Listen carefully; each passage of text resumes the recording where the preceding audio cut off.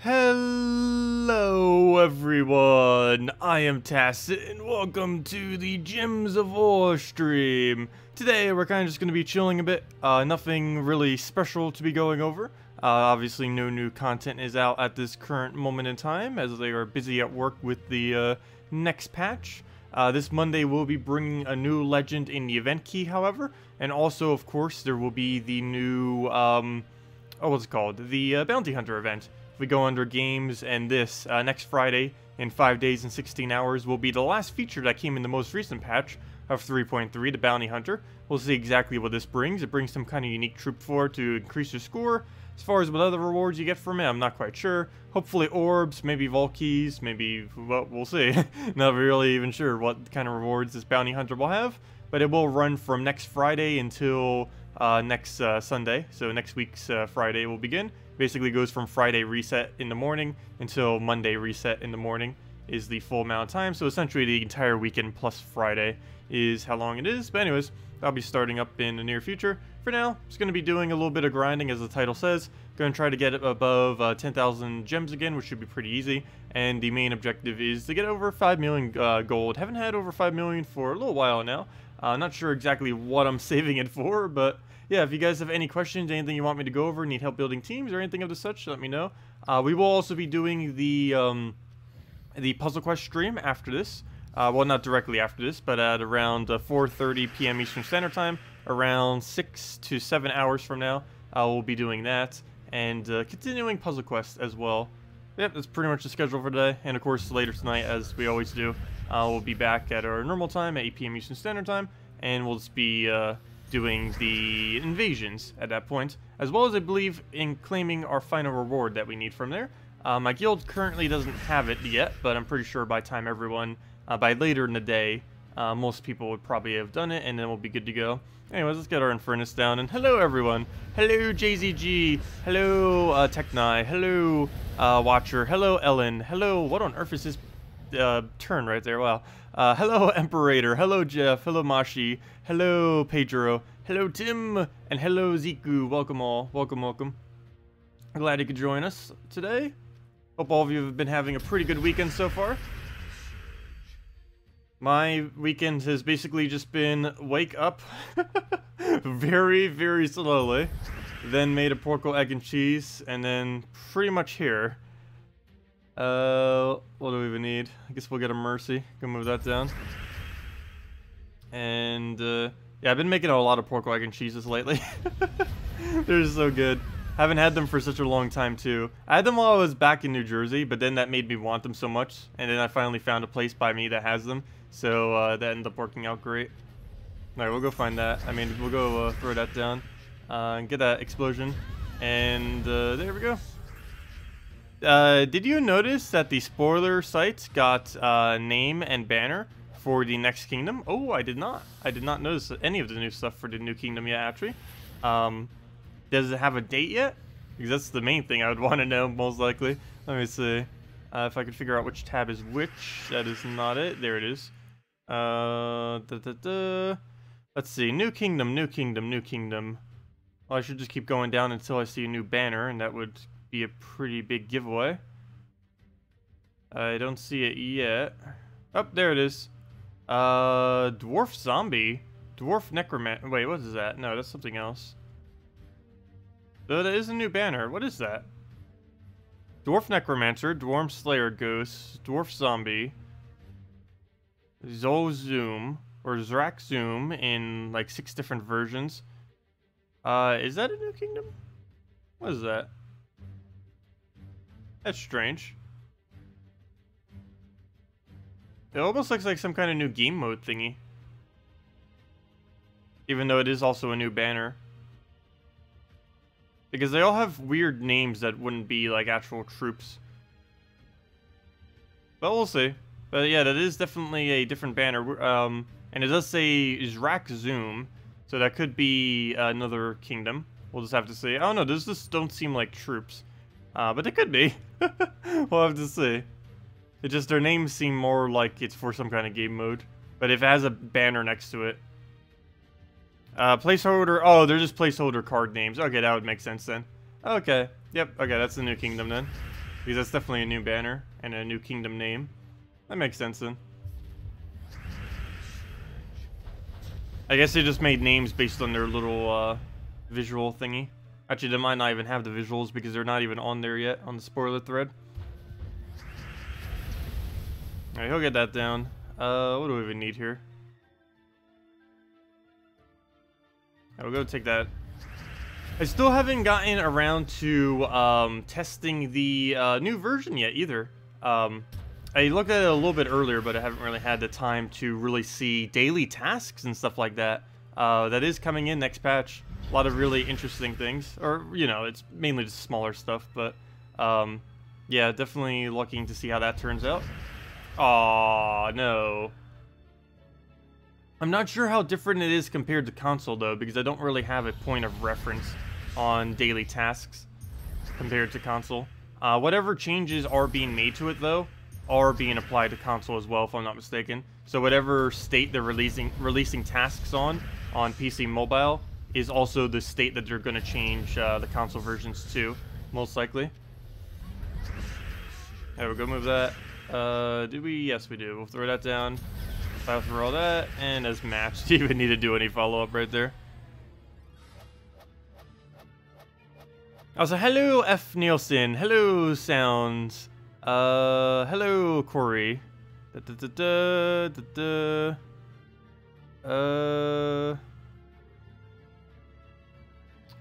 troop are you using to farm gems? And what mode are you farming in? We're not specifically farming gems at the moment. I think we're actually going to be gaining most of them off of tribute, and whatever we don't get, we'll probably do off a treasure hunt. There really isn't any team that specifically farms gems, because well, you can't really farm gems within a battle. Treasure hunt's about the only decent way of really doing it.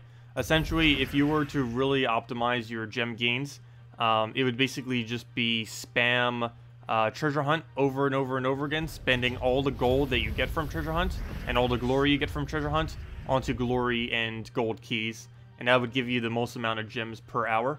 And I believe if you were to spend all the gold and glory you get from treasure hunt as well as just what you normally get from treasure hunt, I think it's around, I want to say 50 gems per hour approximately. It's a little bit hard to tell because it can it can have very, very wide spreads. Like 1 hour you could get like 20 gems and the next could be like 60 or 70. It could be really sporadic in how it ends up giving gems. So you'd need to get a really large sample to actually get it accurately. And since I don't play that game mode enough, I've never really gotten a super large sample of it. But overall, it's not really that worth playing treasure hunt this late in the game. I just wanted just so we can have it to make it look nice again. I want to see it above 10,000. We won't be able to keep it above 10,000, but at least for a little while I want to see it back above 10,000. It'll last for until Guild Wars. It won't last that long. Actually, no, it'll actually go right back up during Guild Wars because I forgot the event would come back over and then we'll get like 600 gems for free right at the beginning there. Then we'll be good to go. We'll go throw that down. Also, hello, Sean. Welcome, welcome, welcome. Okay, we'll go and get to the poke in there, and down he goes. And hey, go down. I keep forgetting that 60% reduction. Can be annoying sometimes. I'm really curious what they're going to add that to next as far as that reduction. Because it's not a unique trait. Any troop can have that 60% reduction. So we are definitely going to be seeing it on things in the future. It's really just a matter of what will we end up seeing it on. Okay. What do we even need here? Can we get anything here? Not really. I guess we just take a poke, so we'll take that. Get a little bit of mana. Hello, Mr. Lonely. Welcome. Ragnagord, King Selinus, Scythe of Mortani, and with class of Bard and Nax is a good team. Wait, what's Nax? I don't know which one he meant with that. Nyx, do you mean? I don't recall anything that's called Nax. But, seems a little bit weird using Bard hero class with a pure purple hero weapon. I guess technically it would still work though, simply because of how much damage it is. I much prefer using Creeping Death than Morthani Scythe though. Morthani Scythe is, I don't know, there's just not really any instance where I feel like it's worth it. The skulls that it creates are way too random. Not only is it not a guaranteed chance that it creates those skulls, but such a small amount of skulls that you might not even be able to utilize them. Oh no, I never really cared for the weapon. I always go Creeping Death instead, personally. I just always found it to be better value having double Death Mark. Plus, it's almost the same damage. I think Morthani's Scythe, for 2 higher mana costs, is only about 2 or 3 higher damage, which isn't really that worth it. We'll go for our Convert here. Get those on the brown there. Double check anything we might have on this board. And not really much. I guess we just go for an Explosion and move from there. How many gold keys would you spend on a new Kingdom release? Anywheres from about 20,000 to 40,000? I forget exactly the number needed these days. I think it's around 30,000 something. It's either around 20,000 something or 30,000 something is the amount you would need to do in order to get every single, or to get whatever the new common is all the way to Mythic. Somewhere around that general ballpark. I don't know if I'm going to be saving for that much, because, I don't know, I might just start saving a lot of my gold. Oh, why did I do that? That was such a weird move. I have no clue why. I thought that was an extra turn. That obviously was not an extra turn. But I might start saving my gold keys for 10-star kingdoms. I'll still open some when new kingdoms get released, but I think at this point... Whoa, what is he doing? But I think at this point I'm going to be saving them for 10 stars. Because it is starting to approach very soon. I know I've kind of been hoarding for a while, but it is starting to get pretty close. We're probably getting our first 10-star kingdom this year, and could see it as early as this summer. So I definitely want to be prepared for when they start coming in. New kingdom coming out? Yeah, there's a new kingdom coming out. There's always going to be new kingdoms coming out. It's just a matter of when it is coming out. There's no official date whatsoever on when the next kingdom is coming, though. So we do not know. But yeah, they do intend to add a lot more kingdoms in the future. They only have one more place on the map, though. So either with this next kingdom or with the following kingdom, they're going to need to basically revamp the entire map or do something. That or they're going to keep squeezing things in, but they're going to need to expand out or do something with the map. They have mentioned that they will be doing so, and they will continue releasing new content like that, new kingdoms and such. But the map is almost out of space. This game never intended to actually keep releasing kingdoms, though it has kind of become a staple of this game to constantly keep adding more and more kingdoms over time. But yeah, they only ever intended when the game launched to only release about 25 to 30 kingdoms. We're currently at, what, 31, 32? So they've already exceeded the amount they ever initially anticipated to really release. And they still intend to release plenty more. Yeah, on average, I believe it's about 4 kingdoms per year.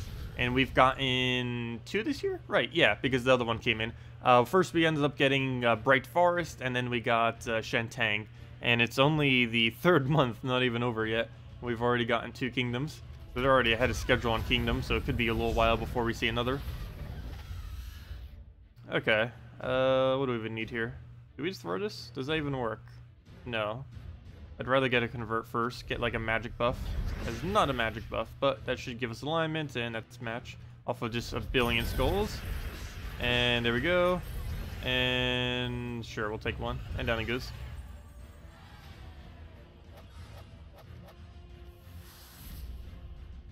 Yeah, they have a little bit of a weird monetization system in this game, that is for sure. It can definitely be played fully free-to-play. There are plenty of players that are 100% free-to-play in this game. But, I don't know, they do some really weird things sometimes, like what they did with the most recent invasions and raids. The setup for that's just really strange. You have to keep in mind, too, sometimes it's things that their publisher wants, not necessarily what they want. Because they do have an obligation to that as well.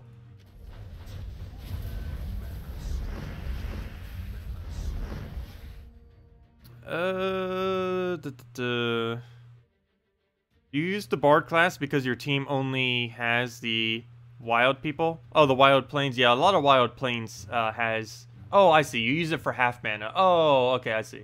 I completely forgot that counts as that. But yes, you are correct. You can have it start with half mana with Selena. Okay, that makes sense then. That definitely makes sense then. Completely forgot about that. Ooh, okay. That was not good. There goes all of our mana. But we'll go take that. Throw... Do we even have this? No, we don't. There's no way we can get this off at the moment, so we just go for an explosion. I need to get that dead, so there we go, perfect. So it doesn't keep draining us. And get a Mercy there, cleanses us all. So then again, almost everything on our team cleanses the entire team. One really nice thing about it. Go throw down the... Actually, I could just gone for that. It's essentially a match right there. And we just started a little poke, and down it goes.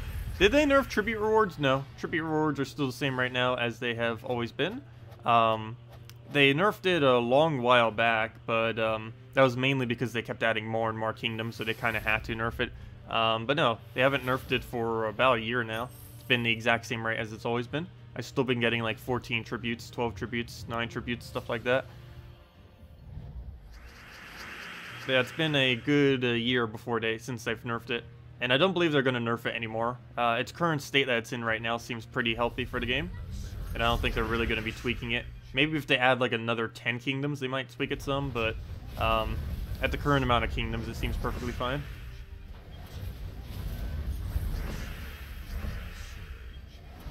Okay. What do we even do here? I want to get a Mercy. But somehow, with all this board, we do not have alignment, I don't believe. So we're just going to go for the brown here, get that converted. And now we have the Mercy. And now we have this. Actually, that could have cleansed us too. I keep like casting the Mercy as if it's our only cleanse. We could do Divine Isabella as well. And that will cleanse just as much as a Mercy would. And that's essentially a match. I don't know what ever happened with Magnus. I kind of stopped using him. I want to use him so badly, but the biggest issue I normally have with him is there's so many things that do more damage. Oh wait, why did I just not win? Oops. But there's so many things that do so much more damage than him. He takes a lot of time to actually get going. You need to get his ability down before he can really start doing substantial amount of damage, which is why you sometimes see him with 2. And why most of the teams you saw me using with him actually did use 2 when we were using him quite a bit. That wasn't just for fun. That was also because it made his boost ratio go up. But no, it just takes too long to really get him going, I feel like. I'd rather just use an all-dragon team before I would bother using him in most situations. I'd rather throw the bigger ones like Infernus, World Breaker, stuff like that. Okay, he's just gonna get that little drain. Absolutely hate Spirit Fox. I pretty much consider it the most annoying troop in the game right now. Spirit Fox. It doesn't necessarily win battles, but as far as just the frustrating level, it's pretty high up there. I'm gonna get a blank Mercy here, just so we get board set up for our following turn. So even though that did almost nothing, it does cleanse us, and it does give us alignment for our following turn, which was the whole reason why we did it. And hit it a bunch of times. Move that over. And what do we even need here? Guess we throw down some skulls. Of course, he goes into that baby dragon. Feels like it's a 100% chance sometimes. What do we even do here? Guess we go for the brown convert, maybe get a magic buff. Oh, yeah, we actually got it. Nice, okay. That's exactly what we need. And I think we just throw it down. 54 damage is pretty high. We can just get that again. That will be match. And he does not give it to us, though. Nor do we have... Yeah, we did. Never mind. We get killed with skulls. And that's match. Kind of. Move that one over. And still need a few more. Oh, wait. What am I doing? I could just Infernus him. I forgot. We got the magic buff. And down he goes. Why not put Diviner up front? Works well against Scion. I have had that suggestion a couple times now. I probably should be against specifically Scion, but only specifically against Scion. The main reason I don't normally put her up front is because of her liability of getting hit. She gets hit a lot easier than like anything else on this team, mainly because she has the Transcend. She's not constantly going to be doing damage to herself every extra turn we take, and that's going to make her easily about 10 to 20 HP weaker than anything else on our team. So that's one of the main reasons I don't normally keep her up front. But yeah, again, specifically Scion and Scion alone, it would make a lot more sense to use her in first slot. I just don't normally bother switching it out of laziness. But yes, it would work much better in first slot, obviously, because if it just instantly skull pokes us and takes all of our mercy mana, that would not be good. Okay, we're frozen right now. We're not frozen on yellow, however. So even if this doesn't cleanse, we still get an extra turn, and it doesn't, so it still works. What do we even need here? Nothing good to really take. We'll go for the explosion. He's gonna get a bunch of barriers. Not much I can do against that. Oh, actually we can, because the burn normally doesn't remove barrier, but if you're hitting through all of their HP, it will burn through barrier. Oh, that time we didn't really get to show it, but actually, you know what? Let me go and deliberately go show that real quick. What do we take here? I guess we'll just move this over. But yeah, you'll see she will lose her barrier. Normally it wouldn't if it's hitting armor, but if burn specifically hits HP, like if it does even at least 1 HP damage, it'll break the barrier that they have on them. But if it hits the armor, it'll just do 3 damage to their armor instead of actually hitting the HP. It's one of the few instances where armor actually gets used in this game. Really wish they would use it for a bit more. Other than boost ratios and with burning, there's no other mechanic that really ever uses the defense. And his HP in most situations are considered way better than armor. If you don't have Infernus, what would you recommend for this specific team? I would normally suggest either Goblin Rocket or Garuda are the 2 big ones I would normally go for. Basically, all you need there is any yellow damage source that you have. Doesn't really matter too much what that yellow damage source is. Ideally, a divine yellow damage source would work best. If you happen to have Sun and Moon, you could even run that there. You can run, I don't think there's a good yellow-red weapon. I'm trying to think of one. Well, other than Dawnbringer. Dawnbringer doesn't count, though. Most people don't have Dawnbringer. But yes, you could put Dawnbringer there if you had it, using, like, Bard hero class. I mean, not Bard, using Priest hero class. If you use Priest, you still get half mana. Plus, you get all the bonuses that a Priest would have. The hero class of it, which is a heal, which works really well with Transcend. With Transcend. Particularly with Diviner as well. But it's a combo you normally don't see me using because there really isn't much a need to. But Priest hero class plus Diviner is a really decent combo if you're, for whatever reason, struggling to keep her or any other similar troop that has Transcend alive. Because what this trait does, of course, is you lose 2 HP every single time you extra turn. But the Priest hero class gives 2 heal to all of your allies per turn. And since this counts as damage, you can just heal it right back off the Priest thing. So you can easily just get it all back without much effort, just by simply letting a few turns pass. You'll probably still lower down your HP quicker than you can restore it, but it would help at least restore a decent amount of it back. Well, we don't have anything here as far as alignment. Oh, yes, no, we don't. Never mind. My eyes are playing tricks on me. We'll go throw that down, get a nice little explosion there, and see what we can do from here. Oh, he almost left it, but luckily there's that right there, so we'll go for that instead. Throw the Infernus down in as match.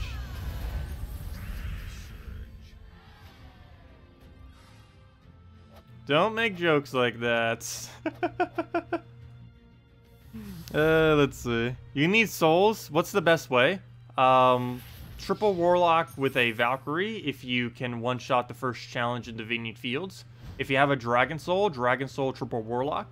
If you have Azurus fully traded, Dragon Soul Triple Azurus. But yeah, if you were to go for, I believe the best team that uses 0 Fair Shiraz at the moment is the following. Challenges, first challenge the Vineyard Fields or any other similar easy challenge. Warlord 2 difficulty, Dragon Soul with Triple Azurus. I believe this is the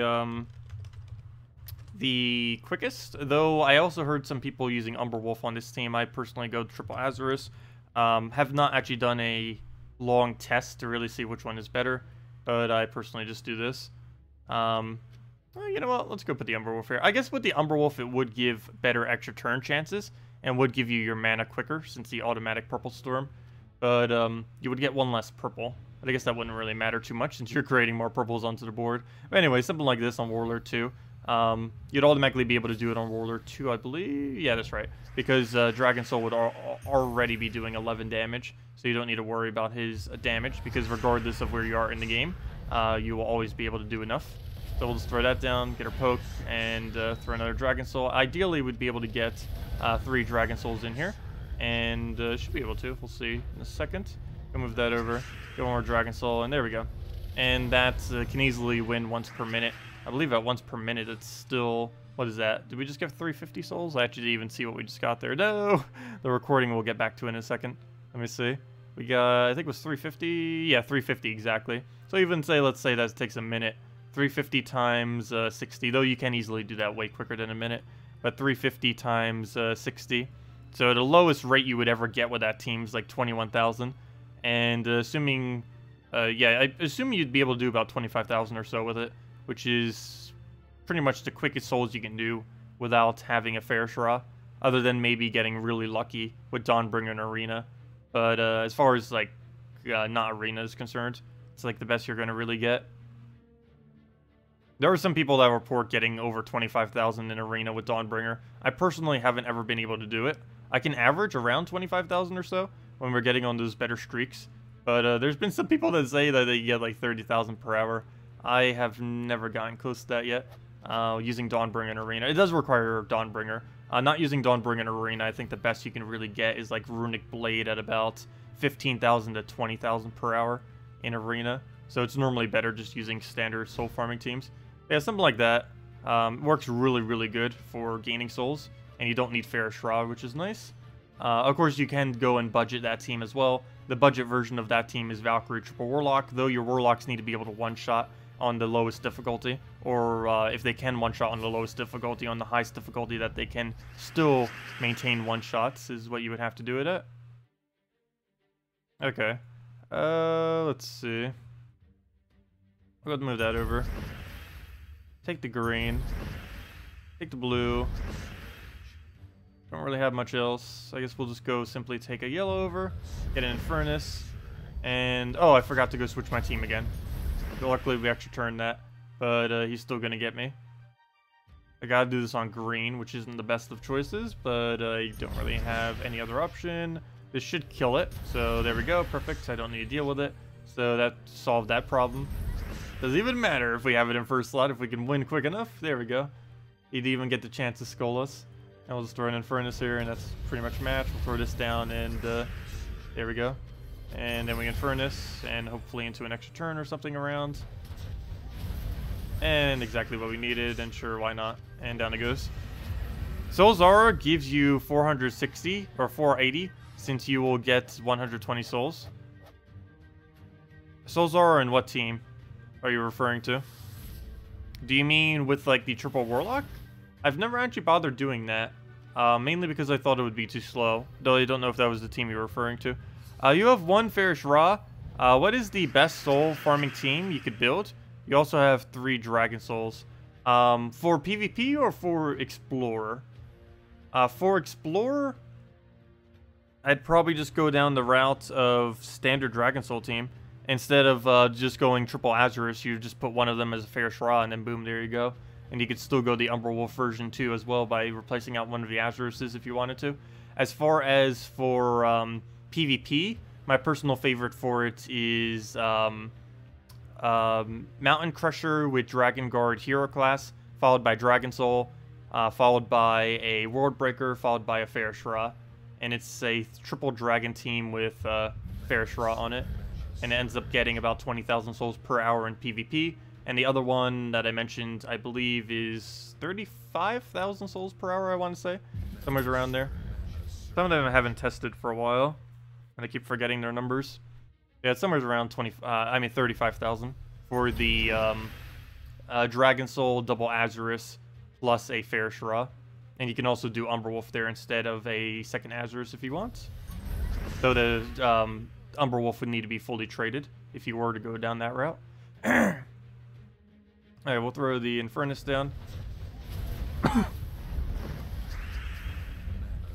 See what we can get here, if anything. Surprisingly nothing, so we'll just go take a red. Got an extra turn off that, which is convenient because I didn't get what I needed off the other little bit of mana. Not enough damage to kill him or do anything, nor to get lucky, so we'll just throw a Mercy here to clear out the board. Trying to get some Skull Poke on him, but there's none we can get for free. Yes, we can. There is.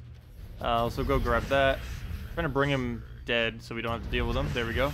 And now we can throw Infernus now that the coast is clear. Before I do, though, I think we can get Skulls here. No, we cannot. Well, we can get Double Peer, but that's not an extra turn. We'll throw an Infernus in there. I guess I could have technically just converted the board and condensed it some, but oh well. Go to that, kill that out. Luckily, it did not revive. And as match. And way overkill. We actually got a magic buff, too. So definitely way more than enough damage. Hey, we got a treasure map.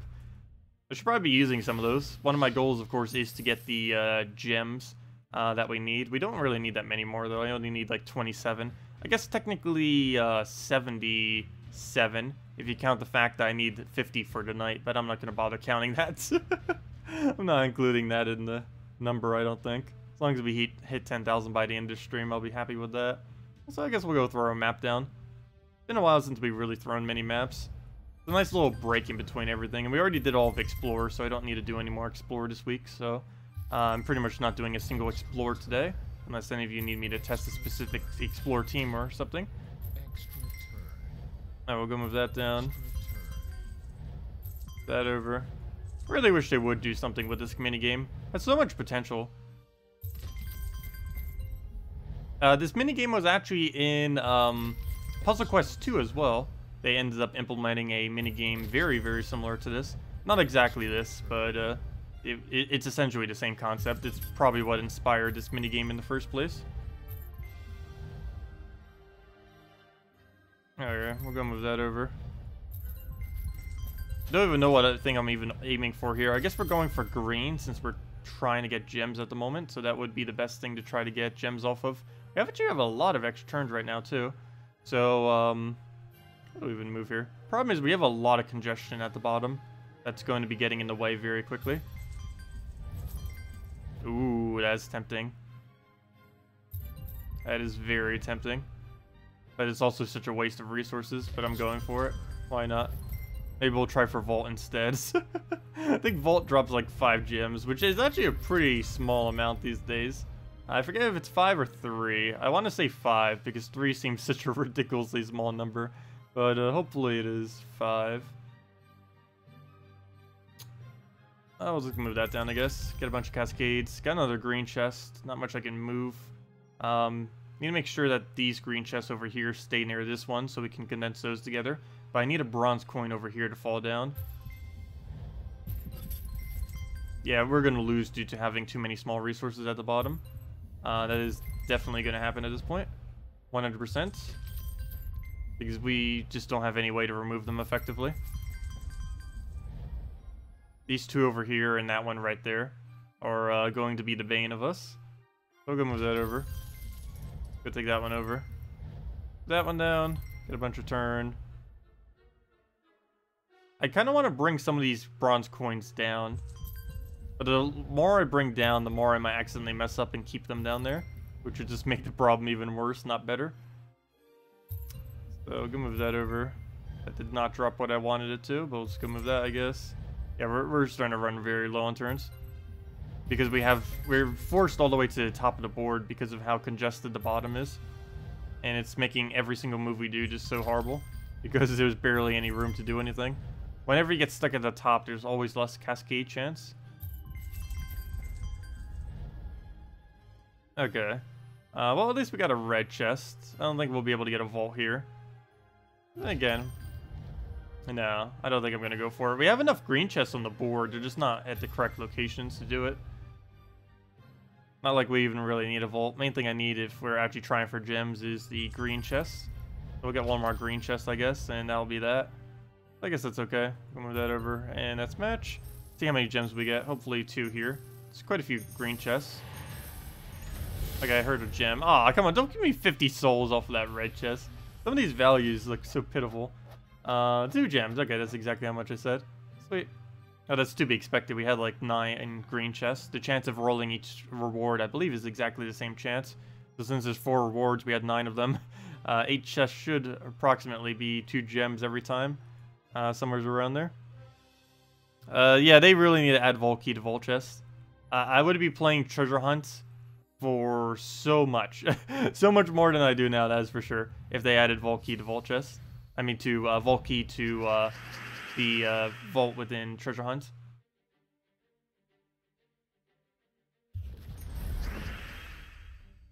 But yeah, I don't believe that's coming in next patch.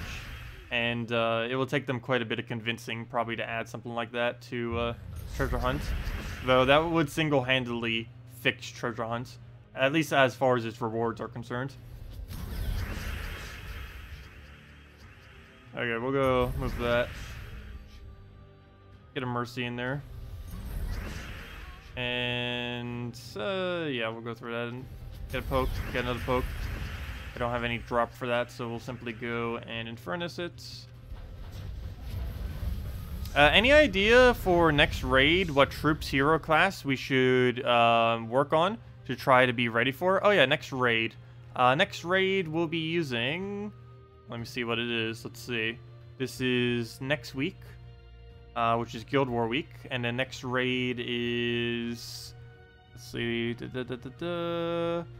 Next raid is Glacial Peaks. So with that being said, Queen Mab is useless. Do not use Queen Mab. Oh wow. Raids is going to be very hard next week. Or not next week, but in 2 weeks from now. Because next week is Guild Wars. But, oh yeah, that's going to actually be really annoying. The biggest issue with raids is going to be... There's so much freeze and useless troops within that kingdom. Mana Burn does nothing against the boss. It does 0 damage. Freeze will not be able to work against the boss. And you're going to be stuck with like a almost entire kingdom based on that premise. And none of it works against it. So it's going to be really strange. We'll have to see what the troop will be specifically. I think we actually saw it in that little spoiler thing that they did already. I would need to go double check the video to see. Though I'm pretty sure Spoiler Thread also has it. But they ended up doing like a little preview video of raids. Even though Raids was already released, it was kind of weird. They did it after the fact. Let me do it. That was kind of funny. It's like, let's do a preview video on something we already released. They used to do preview videos a lot. I don't know if any of you saw it. Let me actually go post it in chat real quick, just to show it to you guys if any of you didn't see it. Also, go subscribe to their channel too. It took them like a year and a half before they ever uploaded anything else again. But they always used to, every single patch before a patch came out, they would go and they would always release those like kind of little preview videos. It's like, hey, this is everything coming in next patch. The main features, blah blah blah, with the Surian voiceover, make it all nice, neat, and edited and everything. They don't do that anymore. But yeah, let me go show the most recent video they just did. They posted like a week ago. See if I can go find it real quick. Shouldn't take too long. Oops, that's my stream. That is not what I want. What I want is Gems of War channel. And that should bring up my channel, but also their channel. It's buried beneath all the things, but I should be able to find it. Never mind, there it is. Okay, found it. Buried behind many things. Videos and raid bosses. Also, while I'm here, I might as well go look at what it actually does as well. Let me see. Where'd you go? Where'd it go? Where'd it go? That's not it. That's not it. I'm trying to look for rewards. I know it had it in here somewheres. Let's see. There it is. Found it. Does he actually end up showing it during the video? It deals damage to an enemy more if they're a boss, and it only freezes them. So that's completely pointless. It does... Really? They gave it a freeze, yet it doesn't do anything because the boss can't be frozen. What sense does that make? You make a troop where it's supposed to target the boss, and it has a freeze mechanic, but you can't freeze the boss. Good job. Well, I guess it's made for other bosses too, like the ones found in dungeons and such. But anyways, let me go get this video up real quick for any of you that did want to see it. Though at this point, technically already got released. Let me go use the share link, I guess. Use that one, copy that, and there you guys go. There's the video I was talking about right there. That's just the video on the little preview. Well, preview. It was already released when they did it, but it's just the video on raids that they did. I really wish they would get back into the habit of doing that constantly, making those little small videos for upcoming content. Like I mentioned, they used to do it before every single patch, and it was something really nice to look forward to. They still kind of do preview threads and such, but they do it like as threads and just text-based and like image-based. They don't ever do those videos anymore, but they're really nice. Hopefully they'll start getting back into them, since they just did one a week ago. I really wish they would do them for like Bounty Hunter, since we still don't have that out yet. But it'd be cool to know what it actually is beforehand, because we don't really know until it happens at this point, since they haven't really done something like that little video for it. But yeah, they used to do that for all new content, so you'd kind of know what would be coming. Hello there, Flex. Glad you could join us. Do you have a video on how the Paragon status works? Paragon status is based on the highest points on in your guild in Guild Wars from the previous week.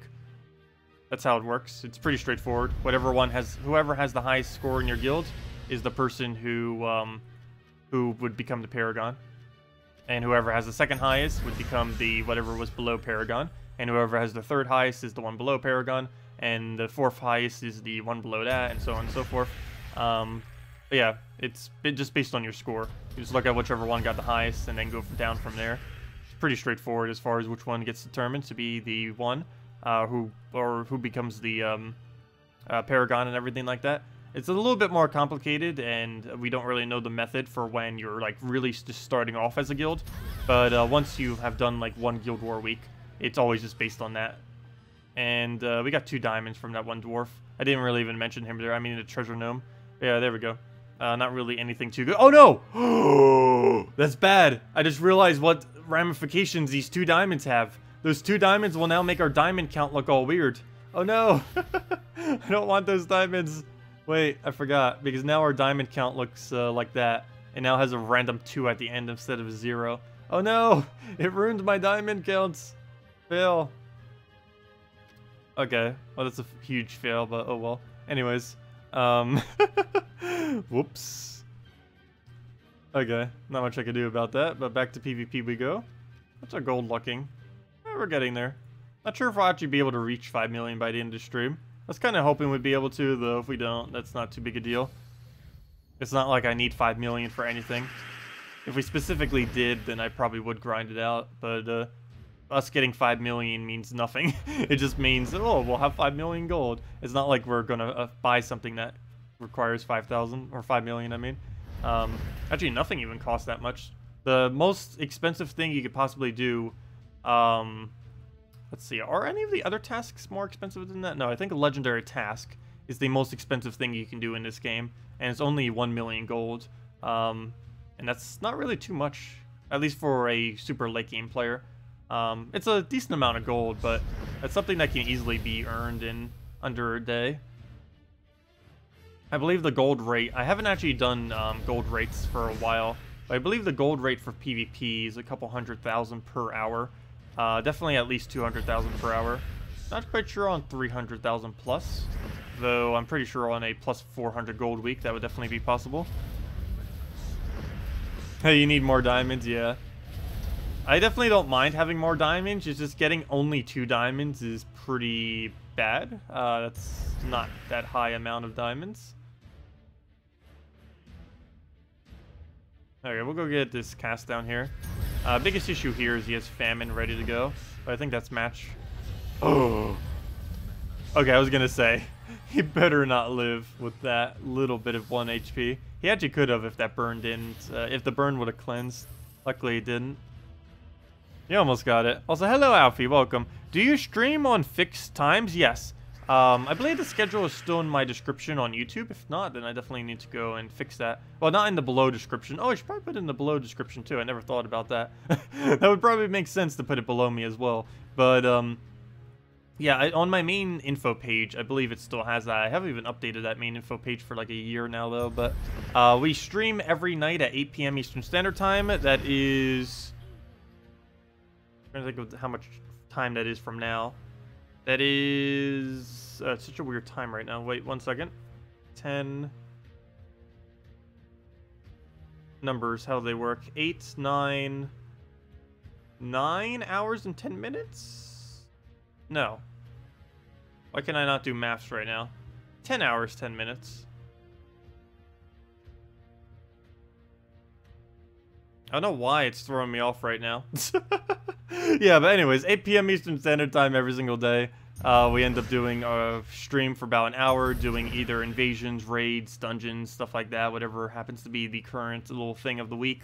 And then every Friday and Saturday we stream at 10 a.m. Eastern Standard Time, which is 1 hour prior to now.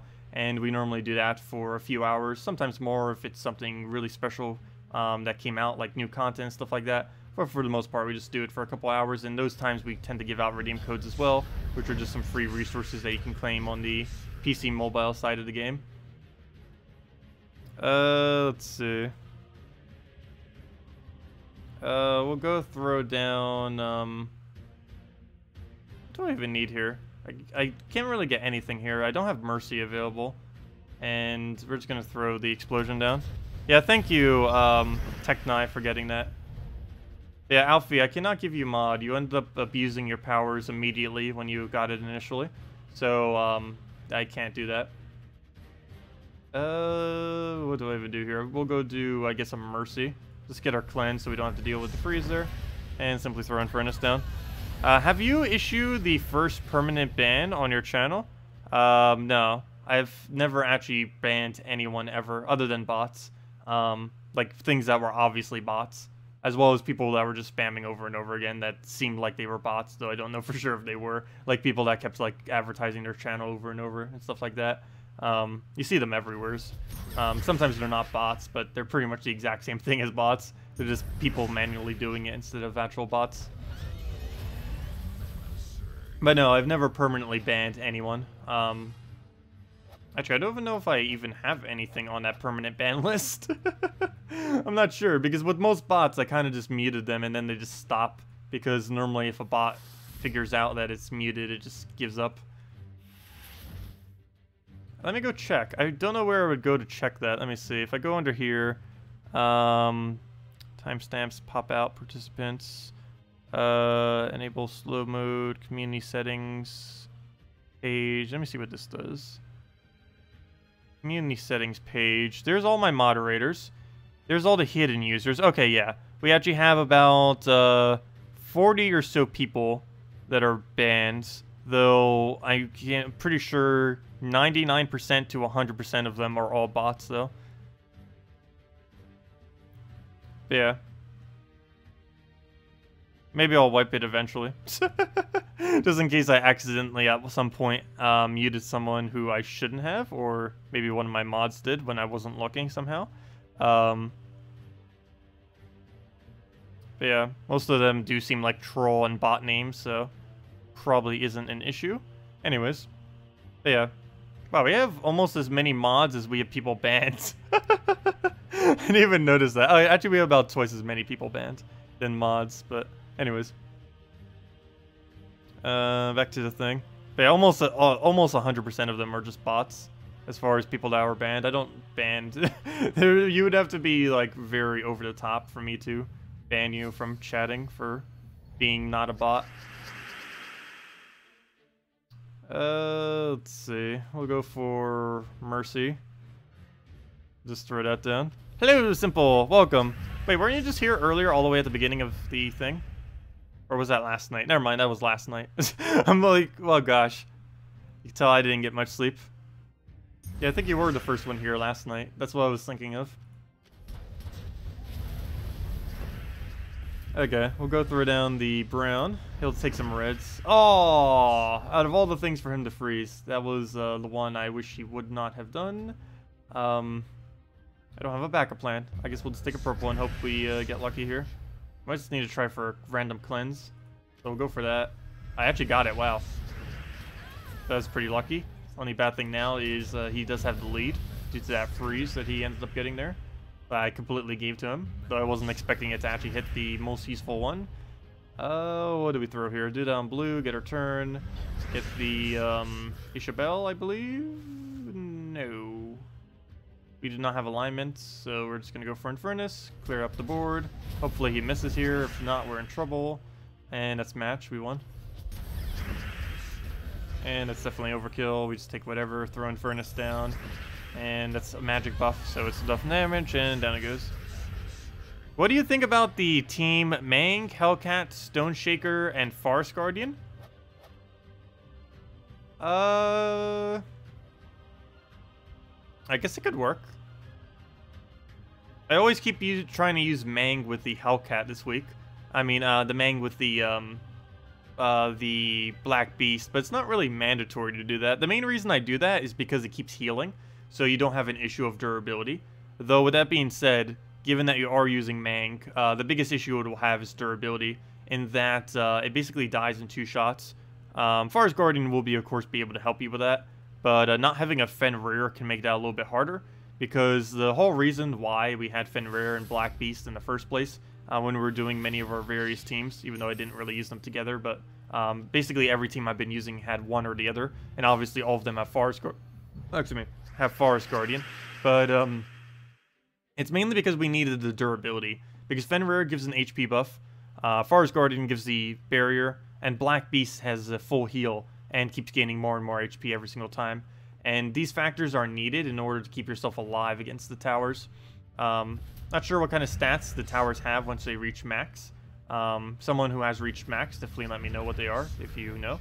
But I haven't reached level 144 yet, and nor has anyone in my guild, so I don't know exactly what they are. But, yeah, I don't even know if you really even need the Black Beast stats. I was running with that initially, just because I just wanted to mess around with it to see what would really work. And I don't even know if you really need that much HP, but as it keeps getting higher and higher, it is nice to have the option of having the higher HP so you can heal and stuff like that, which was kind of the whole reason for Black Beast, Fenrir, and stuff like that, because you want to make sure you stay out of their skull range. So if you can do like a small little buff or something to make sure that they don't kill you out, it's normally a pretty good idea. And the biggest issue with Mang in that team is the only way you have to keep them alive is barrier off of Forest Guardian, which is enough, but you would reach the point where it'd probably 2-shot you in skulls, and that would be a little bit too quick.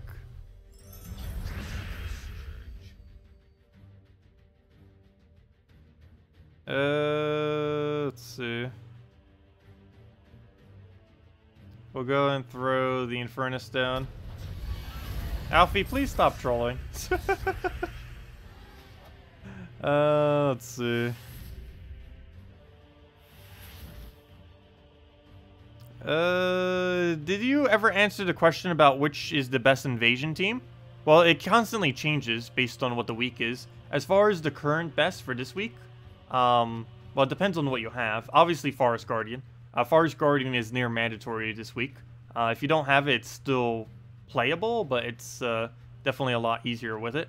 But as far as the actual team, if I go under, where's the thing? Pretty sure what we're using right now is among one of the better things to be using. Of course, we have been using a couple different variants, but this is where's battle? Oh, there it is. I'm so used to seeing a battle screen instead of like the stage screen. But anyways, I believe this is, though I'm not fully certain. There's definitely tweaks that could be done. I guess Fenrir for something else or stuff like that. You could also go Black Beast team and everything. But no, I think just Stone Shaker up front. You do this really heavy, instantly kill everything, throw 1 Fenrir buff at it. This gives HP, so it takes 3 skulls to die, which is really important. You do not want it dying in 2 skulls. If you look right now, it will die in 2 skulls, but if we throw Fenrir on it, it will die in 3. So that will be very helpful once we get that buff on him. So that's really important. Forest Guardian is here for the obvious reason. Our entire team is beasts, so it gives half mana to all beasts. It's also for the purpose of barriering, so even if they are doing 100 or 200 damage on their skulls, we'll still be able to protect against it. And other than that, oh wait, he can actually one-shot me. Since when did these things get such high damage? Gosh, he has a 75% chance to instantly kill me. That's gonna be annoying later today. But yeah, the Beastly Bows for mana generation and to poke away barriers. Forest Guardians for mana generation, skull spam, and for barrier, and for half mana. Fenrir is for the HP buff on the first law, as well as attack, which is helpful to get into one-shot range. And that's pretty much the whole team. And I run +2 brown, +1 blue, -1 purple. There's a couple different variants of that banner that you can go. You could also go double green, and I guess you could go maybe more into Stone Shaker if you wanted to, but personally what I've been using. Basically, there's almost no wrong team if you're building completely around Forest Guardian. As long as you're building around Forest Guardian Mang, Forest Guardian Stone Shaker, whatever the guy's name is, or Forest Guardian Black Beast. Any of those 3 variants will be perfectly sufficient for getting through essentially all of invasions this week. And without Forest Guardian, I would go all in on a Black Beast team, or a Black Beast Mang team of some kind. And then you could just go down that route. Anyways, back to the PvP. And if you guys have any teams you want me to go over, any questions or anything of the such, let me know. We'll definitely make sure to go over it. Get a Mercy down. Hey, all Dragon team. With the Mountain Crusher. Yeah, Mountain Crusher is a really interesting weapon. It's the lowest, if you have half mana hero class, it is the lowest mana cost mass explosion in the game as far as the initial mana, or just in general, because it not only is it the initial explosion the lowest, you only need 6 mana, but all follow-ups is also the lowest, you only need 11. It's a really weird weapon in that it's more efficient than any other troop. Normally weapons aren't more efficient than troops, but in that one instance it is. I guess Dawnbringer technically is too, but Dawnbringer is a mythic weapon, so that's a bit of an exception, since it is a mythic weapon. What do we even need here? We'll go and throw blue down. Get a... what do we even need here? Do we have alignment? No? Maybe alpha some kind of weird cascade, but we don't have it directly, so I'm not going to bother. Okay, we have alignment now, so now we'll go for it. Get our poke. 1 HP, really? Hate when that happens. I think I just try converting to get a poke in there. And we'll just go get an Infernus here. Kind of just go from there. Invasion is so hard, or when you don't have the right troops, yes. Invasion and raids are going to be ridiculously hard without the right troops. Initially, they are pretty easy, like the starting battles. They're made so that anyone can do it. But once you start getting into later battles by, like, Friday plus, it's starting to become pretty much just late game content only. Also, as a newer player, you probably don't even need to buy any of the packs at all. Mainly because you wouldn't really even be able to use all of your battles. Because you probably wouldn't have the troop combinations to be able to really kill out the towers. Or in the case of the raid bosses, the raid boss. Because initially you would be able to, and with the default amount of battles you'd be able to. But with any of the extra ones, you wouldn't really be able to get that far.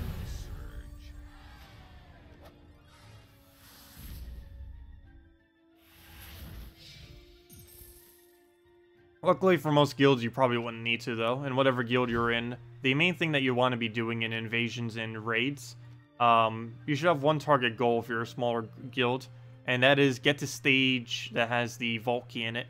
Get up to this point, and you end up getting 1 orb and 1 vault key, and those are the main 2 rewards, really. There's a bunch of other little scraps that are in there too, but those are like the 2 big rewards that you want to try reaching as a smaller guild, and it's definitely pretty manageable, I would think, for most smaller guilds to be able to try striving for at least getting the vault key. Because then there's a gigantic gap before the next really decent reward, and that's all the way at stage 10, which gives another one of those random orbs. And yeah, it's a pretty big gap there. But yeah, for smaller guilds, definitely try at least hitting that vault key. Definitely at least stage 6 for that 1 orb, but try at least hitting the vault key. And that gives quite a bit of loot too. Gems, keys, unique drops, as well as even a chance of power orbs and such. Yeah. And you with your I believe an entire guild using only your default free battles without even using any paid, like no one spending any gems on it at all. I believe you can get to stage 7, though I'm not 100% certain on that. I would need to double check the math on that, but because I've never bothered calculating it out. But I believe it is possible if 0 people in an entire guild were to spend on it, and if everyone was to do their battles and everything, I believe a full guild of 30 spending 0 gems can reach stage 7. Okay, we're gonna move that over. Take the blue, drag all that down. Throw an Infernus in here. Do we even have Mercy or anything? I'll go for that, I guess. Go grab that. Double check any alignments we might have here. Where is all the red? Did I already cast and I didn't notice? I must have. No, I couldn't have. Because he doesn't have any damage on his armor. And now he does. Also, thank you, ZooCat, for subscribe. Much appreciated. So go move that down. Throw the Infernus in here. Go move that. We have alignment. Might as well go for it. Get a few skulls in there. Every little bit counts. Move that over. I'm not even going to bother with the rest of the board. Too many things to move. We'll throw that down. And a bunch of cascades, even got a map. Too bad that map is useless, but well. They need something to throw our maps at. I want to use my maps, but I don't want to do treasure hunts. And there's no other way to use your maps. I wish they at least had like a wow, 2 maps in one thing. It's been a while since I got double map without actually having a Tyree or something in my team. But yeah, they need to do the old system. Like maybe even have the converting system. There has been suggestions to add that too. Not specifically like the 1-to-1. But back in the day, getting a 7x cascade would give you 1 gem instead of a map. That'd be cool if they actually brought a way to convert your maps into 1 gem. It'd be pretty convenient. Keep up the good work. Also, thank you, the Drew24, for the $20 donation. Thank you so much. Very generous and much appreciated. Really helps out a lot. Just forgot what I was saying now, though. I don't think it was anything too important. I was just kind of talking about the thing. But yeah, thank you again. Do you know if any new kingdom will be added in like the next 1 to 2 weeks? No, definitely not. No. Next kingdom is not for another few months. You have to keep in mind they just already added 2 kingdoms, and as I mentioned earlier, they only add approximately 4 kingdoms a year, and it's only the 3rd month of the year, and they've already added 2. So they're either planning on adding a lot more kingdoms this year or something, but yeah, they're already way ahead of schedule, so it's going to be a little while before we see another kingdom. I believe it's at least another month or so, if not longer. Based on the current spoiler thread, I don't even think it's within visible sight. We can see up till, let me see, what point can we see up to? We can currently see all the way up till May 11th. And up to May 11th, there are 0 new kingdoms. So basically, if a new kingdom was to come, unless they're going to be changing their schedule, it's going to be about 2.5 months away before we see another kingdom. Which makes sense, because that will be the 3rd kingdom around June, which will be around like the 6th or 7th month of the year or so. Somewhere around there is when they're likely going to be adding the next kingdom. And like I said, about 4 kingdoms per year is normally what they do. And that would be about 4 kingdoms per year then, because that'd be, like I said, sometime in like June or July, one of the J's. So yeah, probably June and July you can expect a new kingdom. But at this current moment in time, from what we can see, there's no kingdoms from now until past May 11th. We can see all the way up to May 11th, and there's no kingdoms coming in that time. Unless they're unless they're planning on changing their schedule. That can happen though, of course. The spoiler threads we have are by no means set in stone. It's just what we currently know based on current data, and they could just decide to change that at any point.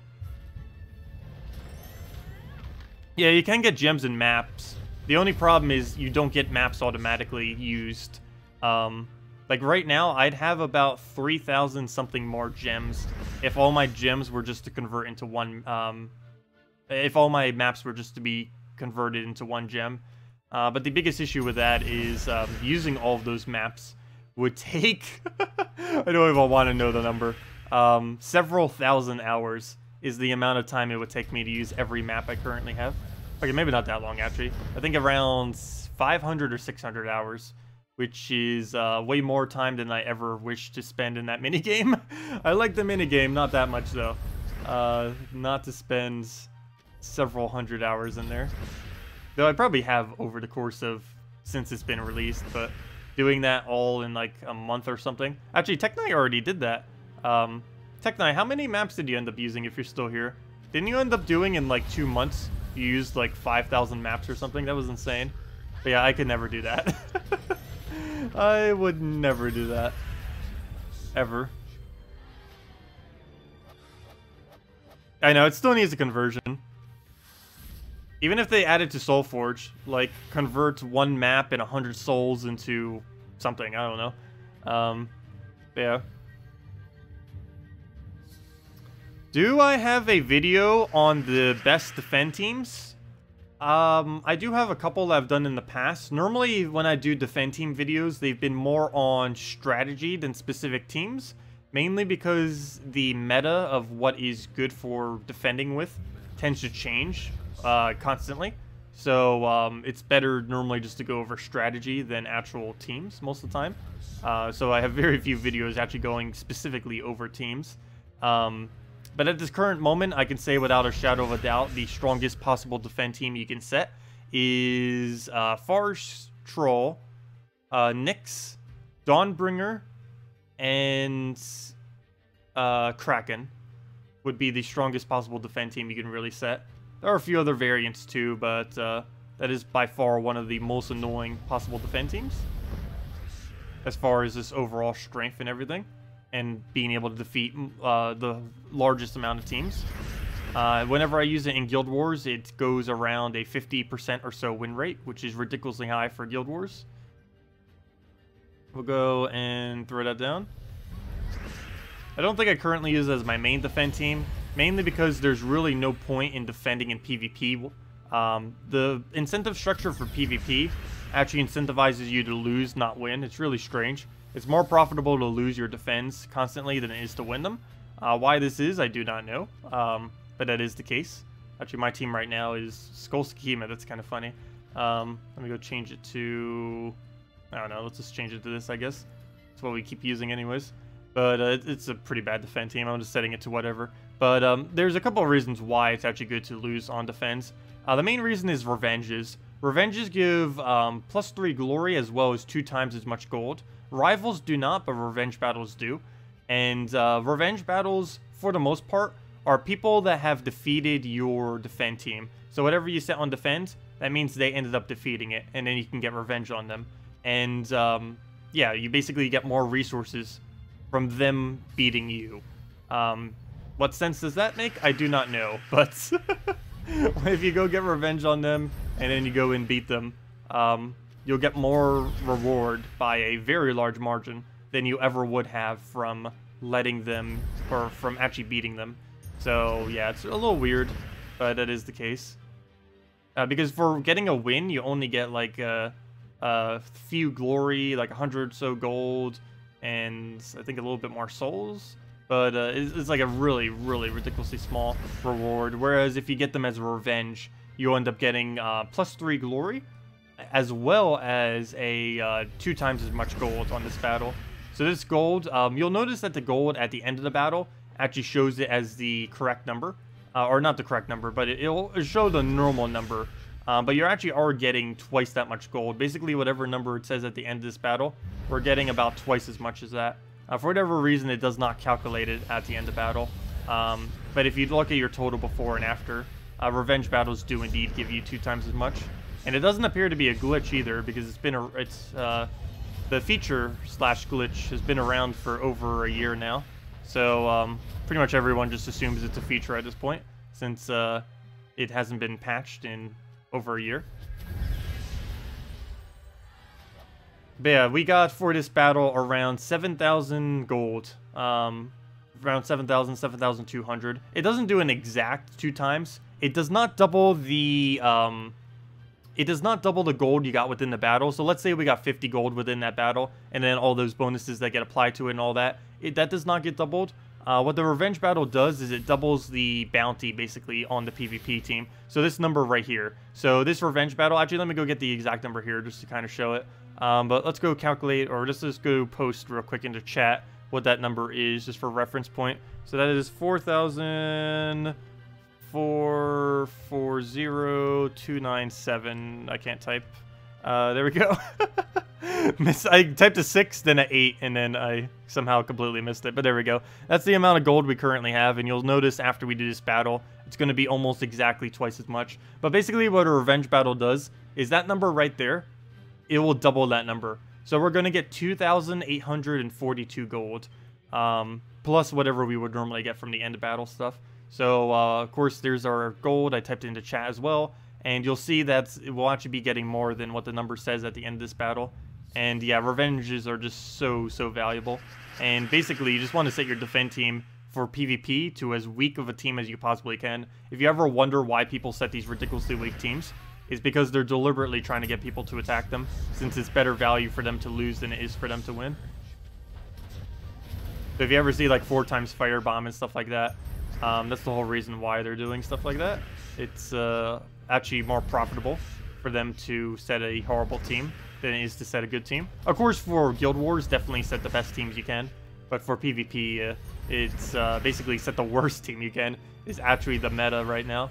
As weird as that may seem. It's the best possible thing you can do. Yeah, during Guild Wars, you definitely want to set the strongest possible teams. As far as what you use on each specific day, make sure you have specific color counters. Also here, the thing I was going to show. So you can see right there, that is 3,803. If we go and look at our gold right now, it's going to be more than a 3,803 gain. If we go over to our number, it is this number over here. So we got 3,803, but you can see our number increased by 7,700 something. So yes, as I said, it does double for revenge. So yeah, instead of doing 3,803 or whatever it said there, we got 7,000 something something. So yeah, that's basically revenge battles in a nutshell. Should you spend your glory keys or save them till next week? I would probably, let's see. There's no mythic out right now, is there? No. That's funny, they have an upcoming Guild War thing now. That's funny, normally that wouldn't be there. Anyways, that distracted me randomly. What was I going to do? Oh yeah, glory keys. When's the next time to spend glory keys? Well, I guess now is technically fine if you wanted to. Next Kingdom's a long time away, unless you want to save for that, but mostly late game players would be doing that. Newer players pretty much just throw their keys whenever. I guess you could technically save it for the next Mythic. When is the next Mythic? Or is the next Mythic even good? You might just want to throw them down now. It seems perfectly fine. Let me go see when the next Mythic is. Trying to find it real quick. There it is. Next Mythic is April... Oh, wait. Was there not one for this month? Or did it already come out? I should look at the other list. Where is the other list? It has it a lot neater than this one. Oops, I might have accidentally X'd out of it earlier. Oh well, I'll use this list then. Where to go, where to go? 1 second. That's the only bad thing about this specific website is it doesn't show the mythics as well as the other one does. Okay, maybe April is the next mythic. Okay, apparently it is. So the next mythic is April 6. It deals, it's from Merlantis. It deals magic plus 3 damage to an enemy and the next enemy below, boosted by merfolk and submerged allies, both at a 5x boost ratio. So if you had an entire team of submerged merfolk, that would be an additional 40 damage then. No, not 40. Yeah, 40. Yeah, it would be additional 40 if you had a full merfolk team that was also submerged. It then submerges all blue allies and silences blue enemies. Interesting. So that could be a blue guild counter kind of troop, though it doesn't seem too over the top as far as usefulness. So what's its final thing? Title King, submerge a random ally when matching green gems. So he's finally going to be able to submerge an entire team, which will be interesting. Okay, so this mythic could be okay. But for the most part, yeah. Since he doesn't seem too over the top, you can pretty much just throw your keys whenever. Next Kingdom's going to be quite a while away. So unless you're like a really late game player that already has everything, pretty much just throw your keys now. The only key you would want to save are event keys, and the next time you throw event keys is actually next week, because we're getting a new legend that I believe is decent on Monday. The new legend on Monday, let's see, what does it do? It does deal magic plus 7 damage to an enemy, half damage to adjacent enemies, and freezes them all. So I assume that means the 3 that it hits and not every enemy. Though if the enemy only has 3 troops left and they're all adjacent to each other, that would technically freeze their entire team. And then summons a random giant, which is pretty good, particularly given that he has a 15 mana cost. So he reminds me a lot of Highforge, actually, in that he does a lot of damage and then summons a troop of its type. Other than that, it has Insulated, which is immune to freeze, huge, so it gains a bunch of HP. And its unique trait is Giant Queen. Oh, it's a female. I didn't even notice that from its thing. It's actually the first female giant, if I'm not mistaken. Definitely from that kingdom. I believe maybe even in the entire game.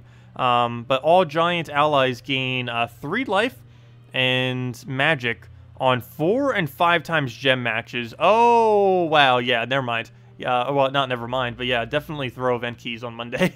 Wow. That is the key troop we've been needing for a while to make giants very good. It's not a mana generator, unfortunately, but wow, that is strong. Every extra turn is 12 life and 12 magic to an entire team of giants across the entire thing. It's 3 each. 3 life, 3 magic. Wow. Okay. Yeah, definitely want to go get that. That is for sure. You'd also end up probably getting JoeConnors and maybe even Storm Shield while doing so. They're both in the drop pool next week as well on event keys. So yeah, generally as far as keys are concerned, they're normally saved for either new mythics and new kingdoms. Event keys are saved for specifically for event weeks that actually have good things in their event key drop pool. And most other keys, if you're a newer player, can just basically be spent whenever. It doesn't really matter too much. Because you don't need to save them for new kingdoms, you don't really need to save them for anything. Since you barely have anything as far as troops, you'd most likely just get the best value just from simply throwing them as soon as you get them. Yes, Titan Hero class. If you don't already have it fully traded, would definitely advise to maybe start working towards that for next week. The trade stone was already available last week, and I made mention of it several times. But if you still haven't gotten it yet, I believe the trait stone is red-blue for farming them up. Yeah, it's red-blue. And to farm red-blues, you can go do that in a kingdom like Mist Scales and farm them up. Definitely a really good idea if you don't already have Titan fully traded to get it fully traded. Not mandatory, but it's one of those key troops that puts giants together. Because as I mentioned, one key component that giants are really missing is a mana generator. But there are plenty of hero weapons that do have mana generation capabilities. And with that being said, you can just throw that in and you'd have that as an option. Okay, we'll go and throwing that in. Throw that there. Get that down. Double check any alignment we might have. Doesn't look like we really have much going on here. So let's go take that. And I'm just going to Infernus. I was going to take the Skull and get alignment for the next turn. But we can just do that and already keep our turn. So we don't even need to bother with it. Speaking about keeping our turn, throw that in there. Get a free turn. And get an Infernus down as well. What else do we need? Yeah, I guess we just throw Infernus. Go through that, see if we get alignment here. And we do not. No. Yes, never mind. I didn't see that one right there. And then throw Infernus for the kill, and that's a match. And he'll die off a burn. Never mind, he'll die off of the little explosion. And there we go. Sweet. Okay.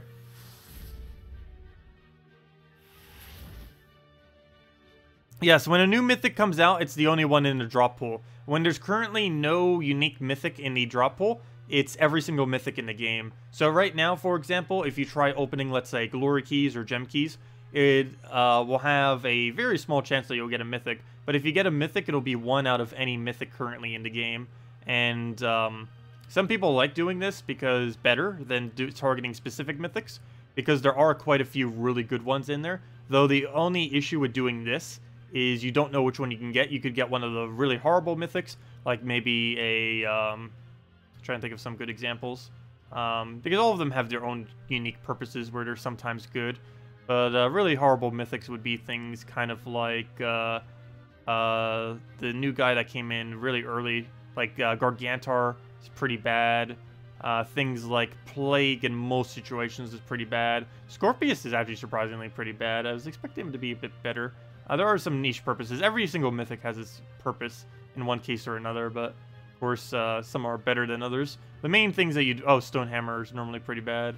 The main ones, mythics that are really sought after, are things like Worldbreaker, Guard's Avatar, Draculus, Fairish Ra, Elamagrim, Famine still even after the nerf, Yasmin's Chosen, some occasions Ketris, though most other mythics are better than it. He's a damage source, but there's better damage sources out there. Uriali and Infernus. So those are about the only really big over-the-top ones. Some more so than others in there, like Infernus is like one of the best possible troops at the moment. And of course Fairish Ra is kind of on his own level. While he might not be as offensively decent as some of the other mythics and such, he has such a ridiculously good soul gain that he saves you time by trying to actually get him. He's definitely highly advised to get as your first mythic if you're going to craft one out of diamonds. Should be the first thing you ever really craft out of diamonds if you're going down that route, other than like maybe some key legends. But I mean, like as far as mythics being crafted, Fairish Ra gives you the best value out of that. since he decreases the amount of time you have to spend soul farming, which saves you time overall. Alright, we'll go take a purple here. That'll give us some furnace. Yeah, no problem. If anyone else has any other questions or if I missed any, definitely leave them here, and I'll make sure to go over them all. Let's see. Oh, when the last Mythic Champion of Anu came out, I think we already answered that. Was it only... Yes, let me just do that again because I actually didn't read your question even though I kind of answered it. But yes, whenever a new Mythic comes out, they do this once a month. They'll add a new Mythic to the game. And for the first week that it comes out, it'll be the only Mythic available in the drop table for every possible drop table with the exception of event keys. But every other drop table other than event keys, it'll be the only Mythic available. And then after that week period, it will go into the drop hole with everything else, with all the other Mythics. And that's how every Mythic runs. And as I mentioned, about one Mythic gets released per month approximately. Okay, please end your turn. What on earth was that turn? Luckily we have alignment there, so get rid of all the freezes he tried to apply. And we'll start an Infernus, and actually, never mind, that's already win. I was going to say I should have threw a Skull Poke, but that already is enough damage, so it doesn't even matter. Any best Elma Grim team suggestions? I normally go Rock Troll, Dark Troll. I'll do it right after this Revenge, just to make sure we do guarantee win this. But I normally go Rock Troll, Dark Troll, Elma Grim, Infernus. If you don't have Infernus, you can run Yarrow, Fire Mano fully traded. Though Infernus does work better since you can 1 extra turn into an entire burn team, whereas with Yarrow, it can take anywhere from 4 to 6 burns or extra turns to be able to apply it. It makes it harder initially, but once you get the loop going, it's basically the exact same team, essentially. Also, if you don't have a Yarrow Fire Mantle yet, he's available in event keys next week, and you're probably already going to be opening event keys anyways due to the other drop that's in there. So if you don't already have him, you'll probably get him next week. You would need to fully trade him too, but that doesn't take too long. Actually, it kind of does. I don't know. I haven't had to soul farm for a while, so it actually does take quite a while to kind of get those things up. I think these days, with a decent team, it takes about 3 hours to fully trade a legend or so, somewhere around there, which is definitely a pretty decent amount of time, though that's easily something that can be done in a single game session or a day, over the course of a day. Okay, we'll go and... Okay, I was going to say, how do we not have a single poke? But do we only have 1 poke? Because that's not enough to kill him.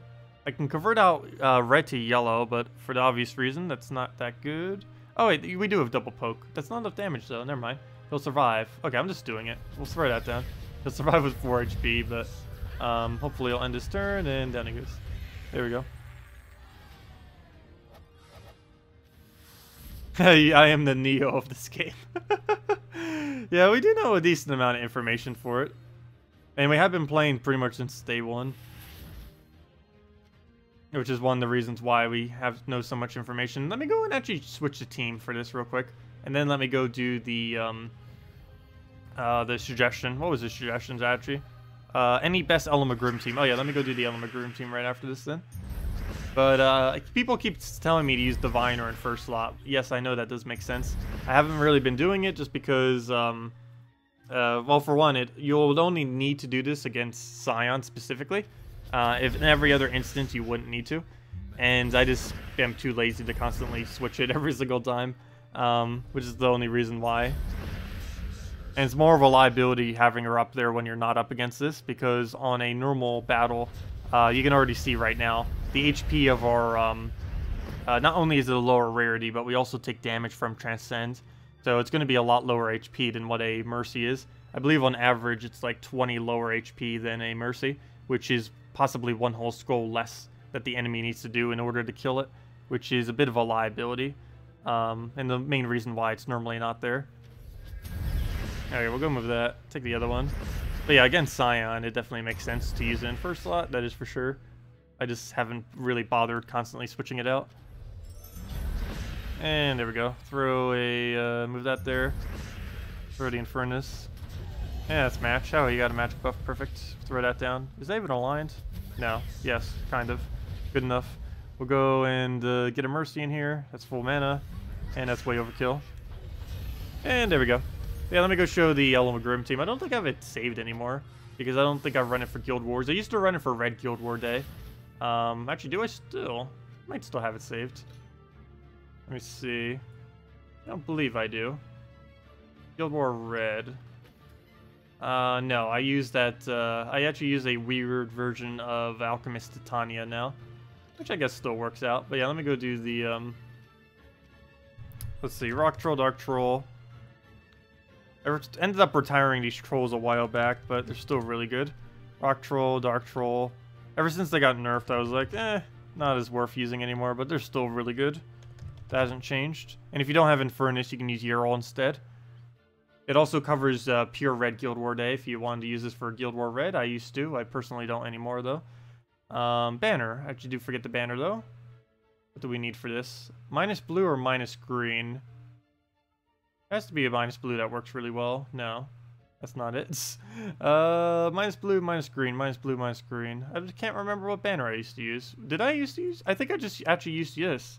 Even though it has minus yellow in it, we use it because we need the quicker Dark Troll and Rock Troll, and it's worth sacrificing our 1 yellow to do that. So we only use 4 colors, and one of those 4 colors we have -1 on, so we basically only use 3 colors. Despite this team actually ends up working out really well. It does have a little bit of a struggle getting started, which is kind of why I retired it from Guild Wars. But once it gets started, it just auto-wins pretty much. It hasn't gotten started yet. Still hasn't. A little bit of a bad board. But we'll go double the purple here. And I think we got it. And as you can see, Grim burns everything instantly. With Yerol, you'd have to do 1 burn at a time, which makes it a little bit harder to get your first Grim. But once you get your first Grim, you pretty much just get everything and you're good to go. So ideally right here, we just be in an infinite loop until we win. Though we didn't end up chipping as much mana down there on that 1 poke, so we're going to have to go find a little bit more and kind of get the team recollected. And then try firing back down again. Hopefully this won't miss. Good. And need another brown. Take that. Get our mana. And now we should just auto-win. And that's the whole premise of the team, is to get to this point. And then you just win off of sheer damage. And, yeah. And then that. The biggest issue with it is how long it takes to get there. But once it gets to that point, you just automatically win the battle, assuming you're not frozen. And, yep, that's pretty much the team in a nutshell. It's one of those kind of teams that slow start, but once it gets going, it just wins. Any really fast teams? Personally, I've just been sticking with, as far as really fast team, I love using the Dragon Soul combos. So things like Dragon Guard Hero class with Mountain Crusher, or with Gorgoltha first slot, followed by Dragon Soul Christine X. Also, you can do Dragon Soul World Breaker, Dragon Soul World Breaker Glitter Claw, stuff like that. My personal favorite at the moment is just 4 times Divines, simply because Infernus has way too much damage, and Divine Isabella is just absolutely amazing. Even though it's not too much different than all of the other ones, we just have so many things that get to be utilized together. We get the really quick Mercy, which finally brings that back. It's been a while since I bothered building Mercy teams, but no, Mercy still has always been very amazing. It's the only troop with Empowered that has a Convert, which is super powerful to be able to get that from the very first turn. And still surprised she's the only one. I kind of was thinking they would do that to every color, but they only ended up applying it to her for whatever reason. Anyway, let's go throw that down. Go and get ourselves the Convert here. Have pretty much a little bit of everything we need. Got our magic buff, got our cleanse, got enchants. So even if we can't get mana, we still get manas. Nothing to do here, so we'll just go throw that. He might get a good Apothecary here. Not much I can do about that. Luckily, he does not hit yellow, so that's really good for us. He doesn't even hit green, actually, so we'll go to that. And don't have a Convert, though. I guess we'll just go for an Explosion and work from there. Let me take that, though, first. And just throw some Explosions down. And pretty much one more will knock it out. Yeah, I believe that's it. What else do we have to move? Is that not a free turn? Where's our turn? I need something that extra turns. I guess we'll do it on red. I don't see why not. Because I just need it for the Infernus kill. And then we just need his mana back up. And that's match. And there we go. Bogue Strider team. Bogue Strider is not worth using. I kind of thought there might be some kind of weird teams to build out of it initially, but no, none of them really worked out. I would not bother building a Bogue Strider team in anything. he just doesn't work good enough. The only really weird commons that are really usable, there's a couple of them, as far as base commons that are actual usable troops. We actually have a video too that we end up doing, like top 10 best commons. I still haven't done that for every rarity, but we have done a video a couple months back on top 10 best commons, and I believe all of them are still applicable. But yeah, there are a couple commons that are very good. Bogue Strider is not one of them though. Oops, that's not what I need to do. I'm looking for rarity, base rarity specifically. And now we need to scroll down a billion times over. I don't know why they don't have a quick way of getting down this. But let me go click like a billion times. Oops, come on, mouse, stand still. Me rapid clicking is making it move. There we go, okay. So, yes, as far as commons that are really good, it's mainly things like... I'm not counting the ones that are like justice and humility and stuff like that. Those don't really count. But things like... we go all the way up. Wow, there's a lot of commons. But yeah, Bogue Strider I wouldn't really bother with. It destroys a bunch of gems and then entangles a random ally. It does it for a pretty cheap mana cost. But you'd be better off with Dark Master and not Dark Master, whatever that one little guy is called. But as far as decent commons, there is Treasure Gnome, surprisingly. He destroys all yellows and can gain an okay amount of mana. He's mainly used if you specifically need a summoner, though, to go replace out the spot. Goblin, really classic. You start off with the troop. It just deals an extra turn to an enemy, or you gain an extra turn automatically and just deals a small poke to them. Nothing too over the top, but it's some pretty cheap, efficient damage. Firebomb, one of the best commons, if not the best common in the entire game. Gains a lot of mana generation, does a lot of damage, has Empowered, and you'll see me using it a lot. You also see me using it on every Explore team I ever do, simply because it is super quick for Explore. It was a lot better than I ever thought it would be when I initially looked at it. When it first came out, I was like, oh yeah, Flame Troll will be nice, and then Firebomb will just be kind of okay. But no, it turned out to be pretty much the other way around. Flame Troll barely gets used, and Firebomb is used in almost every single Explore team, and could theoretically be used in every single team as well, though that'd be a little bit overboard, but definitely Explore and challenges and questing. One of the quickest troops you can use. It can help you win in 4 wins per minute, which is really quick. Other than that, other commons are kind of okay. Golem has the cheapest stone skin in the game. Also is an okay ability, gets a bunch of reduction.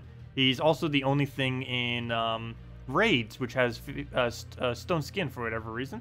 It's kind of odd, but random fact. Penitent is noteworthy in that it has a double death mark, though very rarely would you ever use it. Baby Dragon's kind of unique in that it can actually transform into any dragon, and because almost all dragons are legendary, I think almost half of all legends are, half of all dragons are legends, so it's really good chance that he actually transforms into something pretty competent.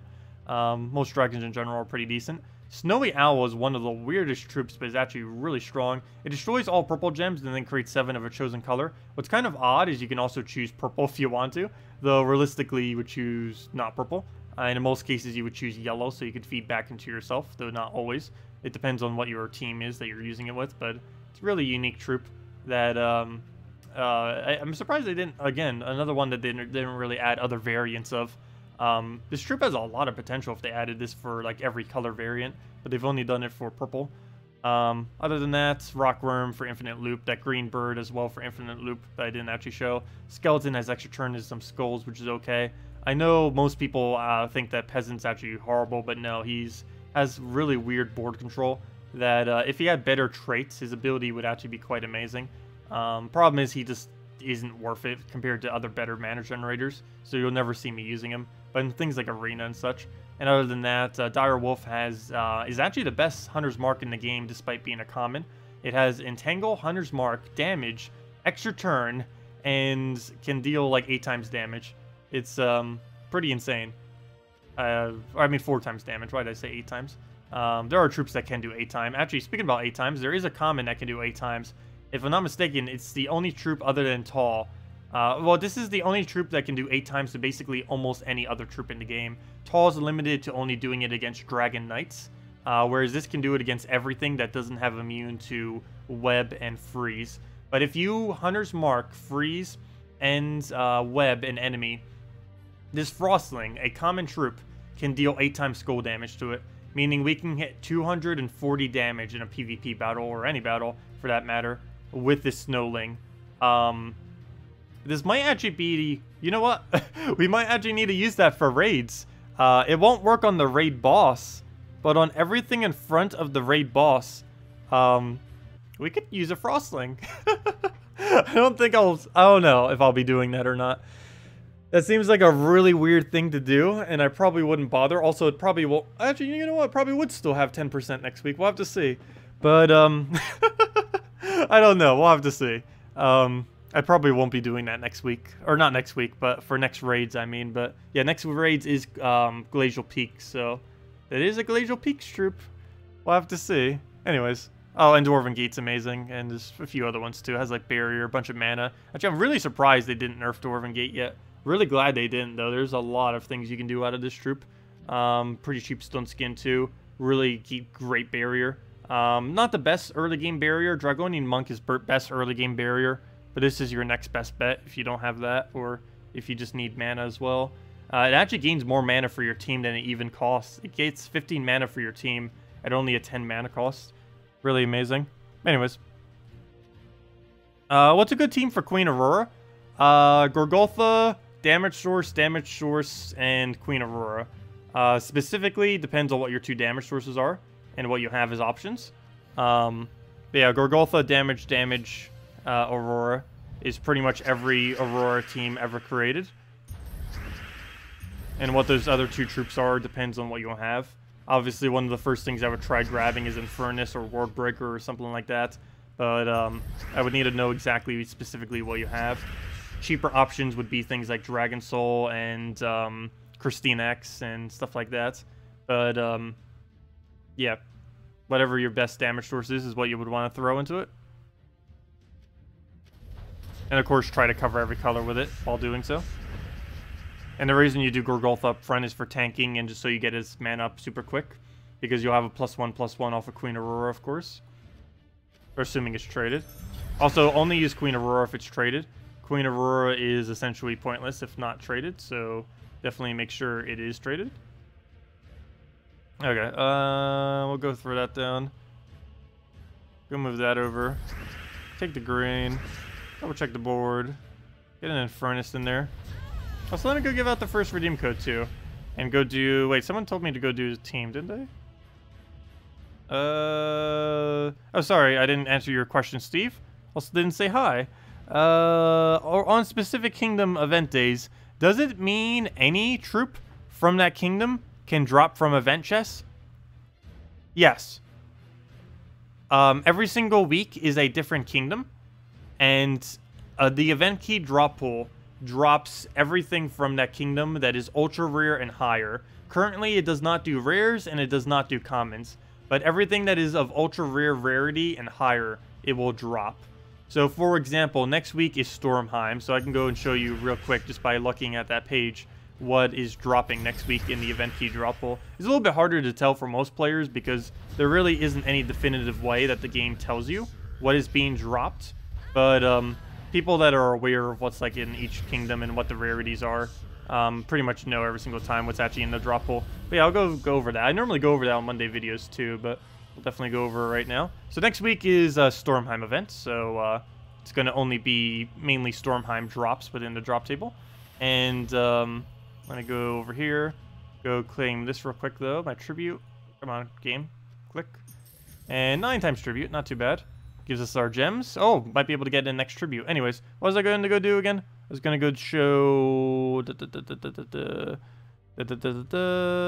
Oh yeah, the thing that's in the event key drop pool. So for example, the event key drop pool this week is Pride Lands. So if we were to go under troops and then click over to Pride Lands, we can see that within the drop pool, all the ultra rares and higher base rarity from this kingdom will drop. So we know that the drop table are things like Behemoth, Chimera, I forget what Claw Dancer is, I think it's a rare. Wish there was an easier way to see this. Ultra rare, okay. So it would be things like Behemoth, Chimera, Blade Dancer, Finley. I keep forgetting some of these things. Base rarity. Normally, it won't even let me check. Really? Really? Gonna be like that? There it is. Okay, him too. So it would be things like Normally I would know them better, but there's a lot of weird troops in this kingdom that normally don't get used. Behemoth, Chimera, Claw Dancer, Finley, Rakshin, Salamander, Sakima, Shadow Hunter, and that's it. And that would be everything basically within the drop table from this kingdom. Oh, and this Tuskar guy. But for next week, it's going to be a lot better than what it is this week for sure. So next week, it'll be the following. Let's see where to go. Go under troops, go under this thing, go under the kingdom thing, kingdom, and click down to next week's event, which is, where to go? Stormheim. Okay, so next week, the drop table for it will be Berserker, Dwarven Slayer, Fire Giants? Yes, Fire Giants.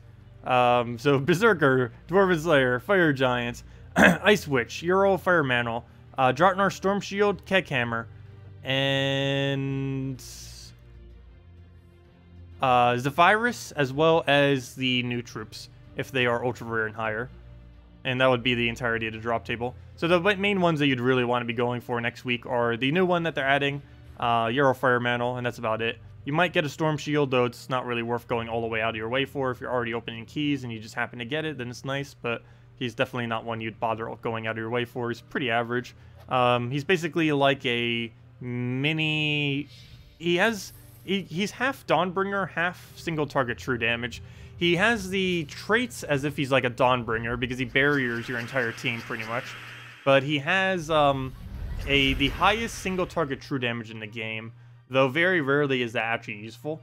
In most cases, you'd be better off with like a Ferris Rod or something, even though they have like no similarities in colors, but barely. But yeah, normally Ferris Rod would be better than him in most situations. We'll go and double check our alignments here. It doesn't look like we really have any. Oh, so I meant to go give out a redeem code. I didn't go do that. I need to go do that right after this battle.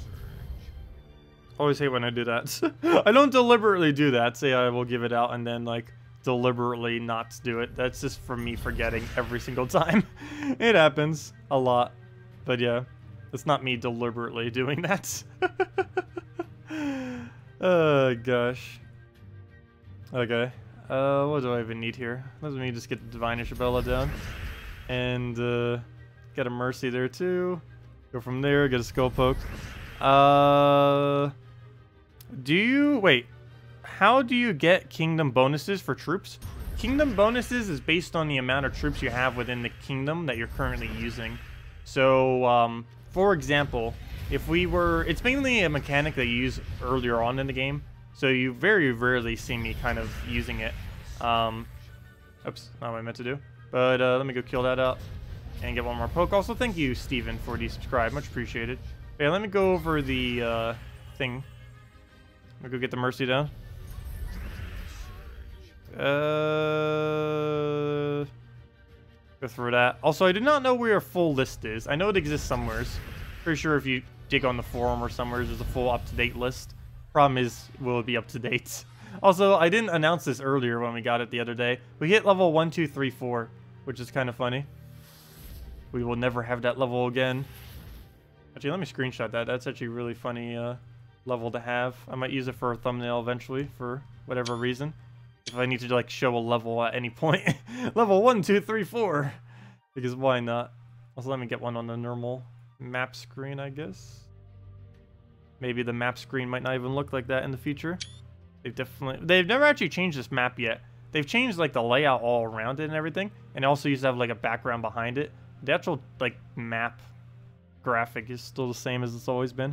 I think they just made the resolution slightly higher than it was in the past. Anyways, what was I about to go do? I was about to go do something related to the Kingdom bonuses. Oh yes, as far as Kingdom bonuses, bonuses apply on the teams that you use based on two different typings. Based on the typing of the troop itself and the kingdom of the troop. Kingdom bonuses apply at 2, 3, and 4, whereas troop bonuses apply only at 3 and 4. So, for example, if we were to go do, let's say, Kedar troops. So we're going, or let's say, sure, Adana. We'll go with Adana here. And if we do 2 Adana troops, we will get some kind of bonus for doing this. And if we go under our bonuses, you can see that that is 2 armor. We throw a third one in, boom, we get another one. That is now 4 armor, 1 attack. And if we throw a third one in, that will now be, where'd it go? 6 armor and 2 attack. And as you can see over here, we are now using 3 mechs. It does not give a bonus when you're using 2 of a specific troop type, but once you reach 3, it will give you some kind of bonus. And once you've reached 4, it will also give you a different bonus. Trying to find a mech here. And there you can see. And now we have the full 4 bonus there. You may notice, I was kind of like trying to find a specific troop. You do have to have 4 completely unique. It does say that there too. It says unique. These troops have to be completely different. If you use the exact same troop, it does not count.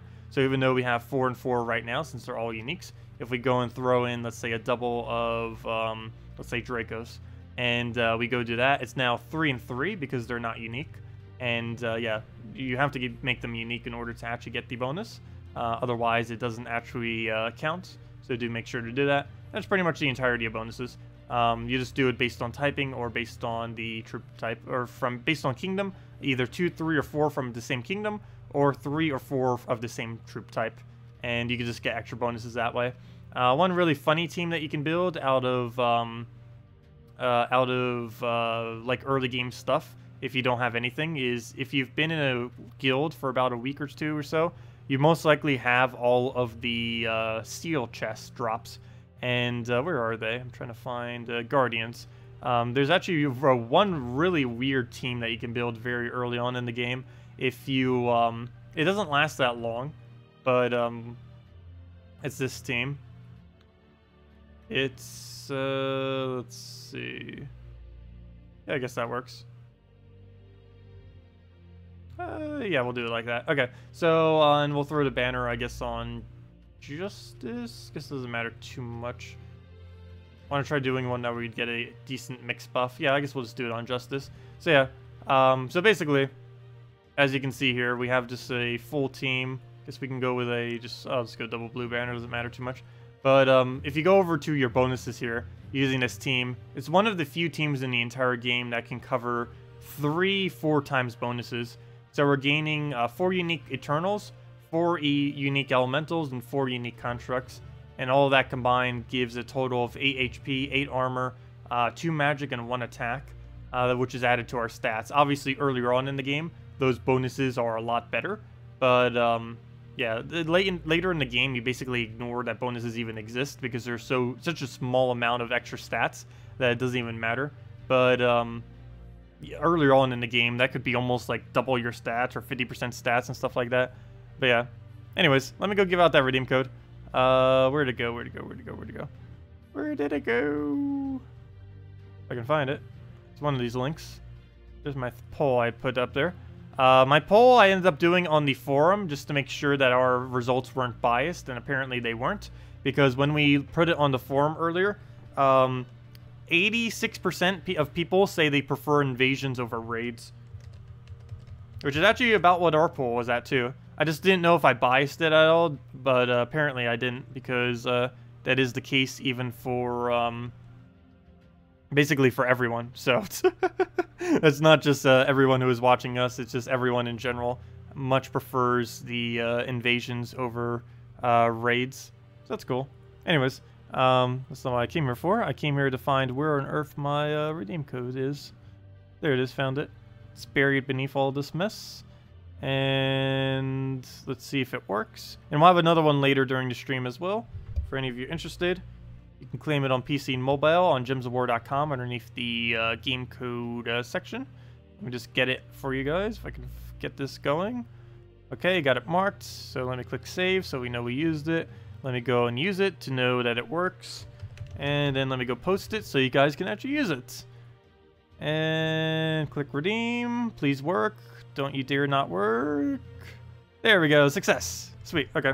So we're all good. Put that there. Boom. Oops, I shouldn't have copy pasted that one yet. Get that one there. Let me go put this one below me. And then we'll go put it in the chat as well.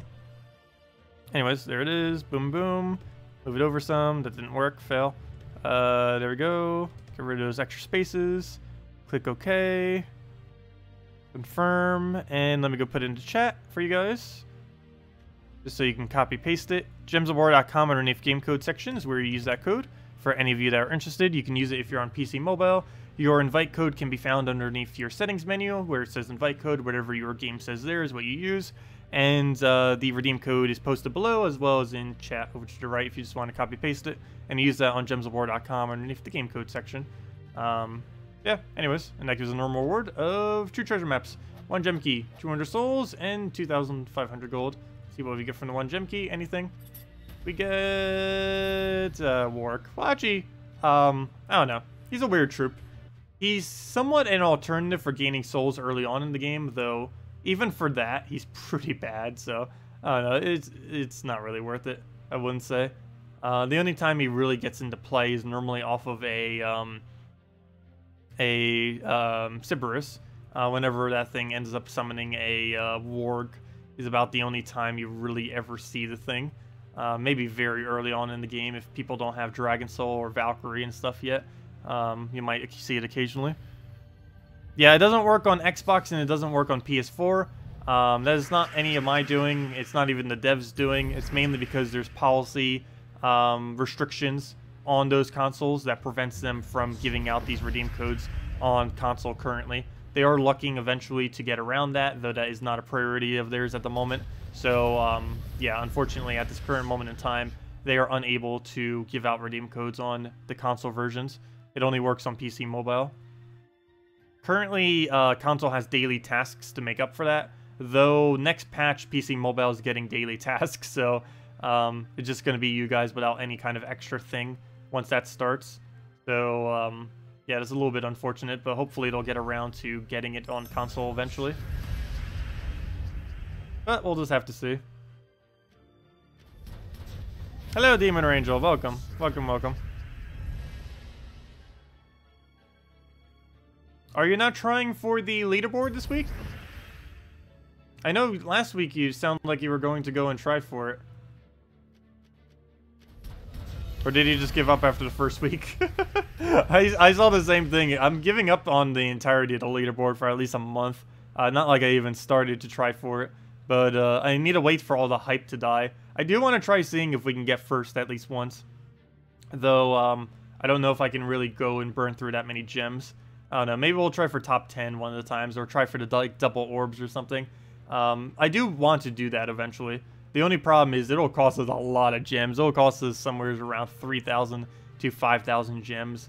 But I am willing to do that one of the weeks. I just want to wait till the hype dies down a bit. Because if we do it immediately, like if we do it like next week or this week or like any week like that, there's so many people still doing it because it's so new that it's just not worth it at all. You're saving the gems? Yeah, always a good idea to save the gems.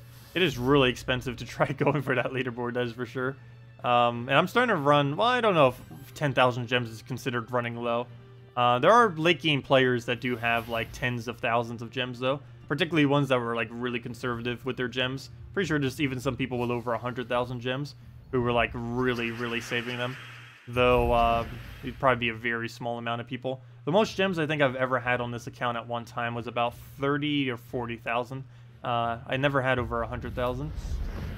There was one, I did have it at one point where I had more gems than I had glory. That is how many gems we had at one point.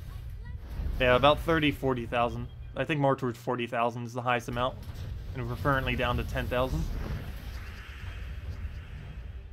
I know. Well, back when the game gave you like 6,000 gems per week, it was really easy to like hoard like 30,000 plus at the time.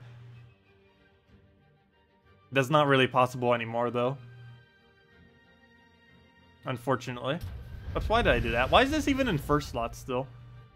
I like went on a whole rant earlier on why not to do that.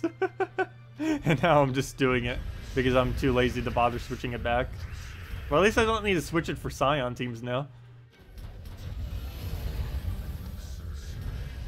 Yeah, 6,000 gems per week. The top 0.001% of guilds. Like, there was about 10 to 30 guilds? Maybe not even 10. Actually, it might have only been like 5 guilds or so. That at one point were gaining around 4,000 to 6,000 gems per week. That was a thing. It didn't last that long. It was only for a couple months doing that exact rate. But the rates of gems used to be a lot higher in the past. They were like thousands of gems per week. Maybe not like 5,000-6,000 as it was for those few months. But there was a point where just like the average amount of gems that they gave on a week were a few thousand. But that has been changed since then. Right now, the amount that you get from your guild, I believe, is around 600 or so per week that you get. And that's if you do absolutely everything.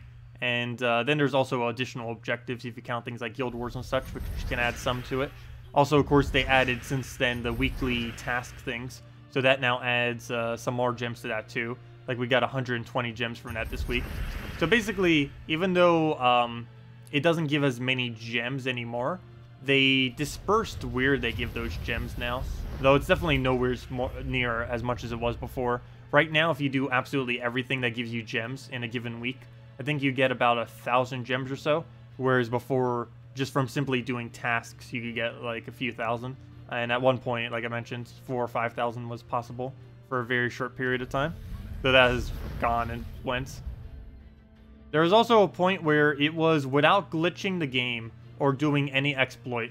There was for a few days the capability of doing infinite resources, though I don't think any guild was actually able to do it because you would need all 30 members of your guild basically online at once to be able to do it. But there was a, not a glitch or anything, but basically a pricing overlock that they did, where basically you could buy, the tasks were so cheap, and there was a cycle that you could do with them to keep getting the same tasks over and over again, because they used to be infinite back in the day, instead of now where there's a limited amount. But you used to be able to just infinitely repeat these task line, and you could just get over and over again gems, and then you could put those gems into gold and convert it over. And basically what you were able to do is through converting all of those gems to gold, you would net profit if your entire guild converted your gems to gold. And basically if you had your entire guild, all 30 of them on constantly doing it, you just made infinite resources. That was patched pretty much immediately when some guilds started like trying to do that a little bit. No guild really got coordinated enough, I don't think, to really go all in on it. But it was a potentially infinite resources without doing any glitch or anything. Just from an oversight on their part. That didn't last long though. And there also have been glitches that give infinite resources too, but those have all been patched by now. And are also bannable if you were to do those. Let's see. Haircut is ready for boot camp. Oh yeah, it's pretty funny. I do look like I'm ready for prison. I thought the same thing when I like put on this orange shirt this morning. It's like, oh yeah, it looks like I belong in prison with this haircut and this shirt on. I mainly got this shirt because it matches my underwear. I know it's normally not visible at all, but I do like my shirt matching whatever color my underwear is. I don't know why. It just bothers me. If it's like two completely different colors, it will really bother me. So, yeah, that's why I have the orange shirt. Anyways. But yeah, I like looked in the mirror while I was brushing my teeth this morning, and it's like, oh, wait. I look like I should be in jail right now with this with this haircut plus the orange shirt on. We'll go throw that in. Any advice to a semi-new player? Well, make sure you have this option on, the show spell and mana details, if you haven't already enabled it. Having this enabled with a little check mark there makes it so you can see these little numbers in the corner of these troops. Every single troop has a different mana cost as far as how much mana they require to cast their ability. And you would probably not know that unless you actually click that, because the game doesn't really specify that really well, and until you click that button, it doesn't actually show you what their mana costs are. So definitely make sure to do that.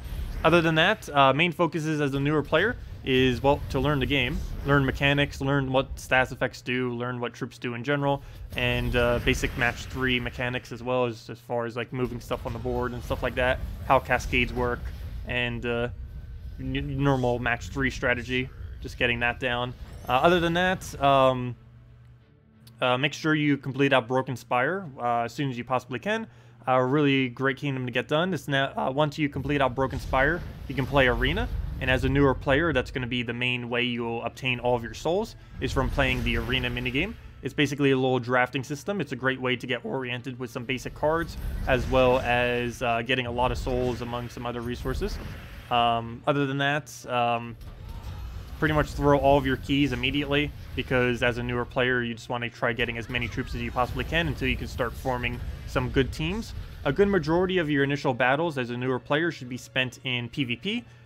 Shouldn't do too much questing immediately. You can do it if you want to, though questing gives you a lot of levels. And in this game, it's actually, as a newer player, good to keep your level low when you're first starting out.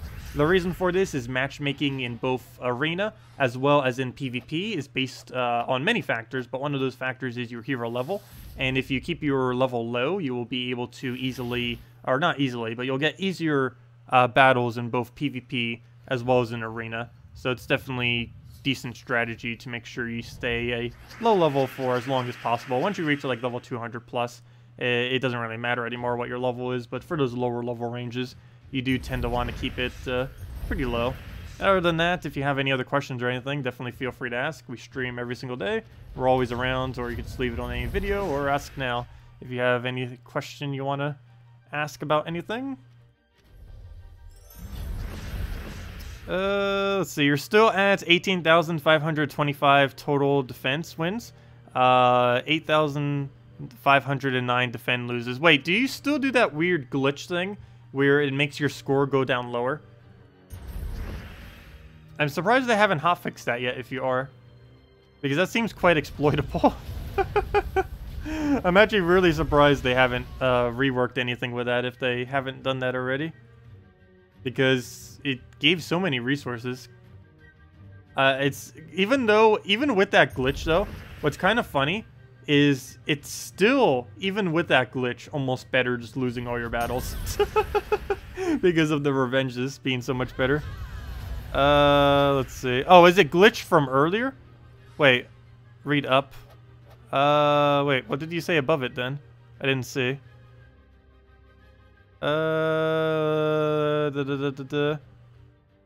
Your defend super glitch gained you a lot of gems and glory though. That was fun. Oh, he did fix it. Never mind. Okay, so they did fix it then. I thought you said it was still in place. I completely misread that. Okay, my bad. Oh yeah, get into a guild immediately too, whoever that newer player was as well. You should basically join a guild immediately when you start this game. Even if it's a really small guild that you have no intention of staying with, as long as there's some members in there and it seems like they're contributing some and stuff like that, and it seems like they won't kick you.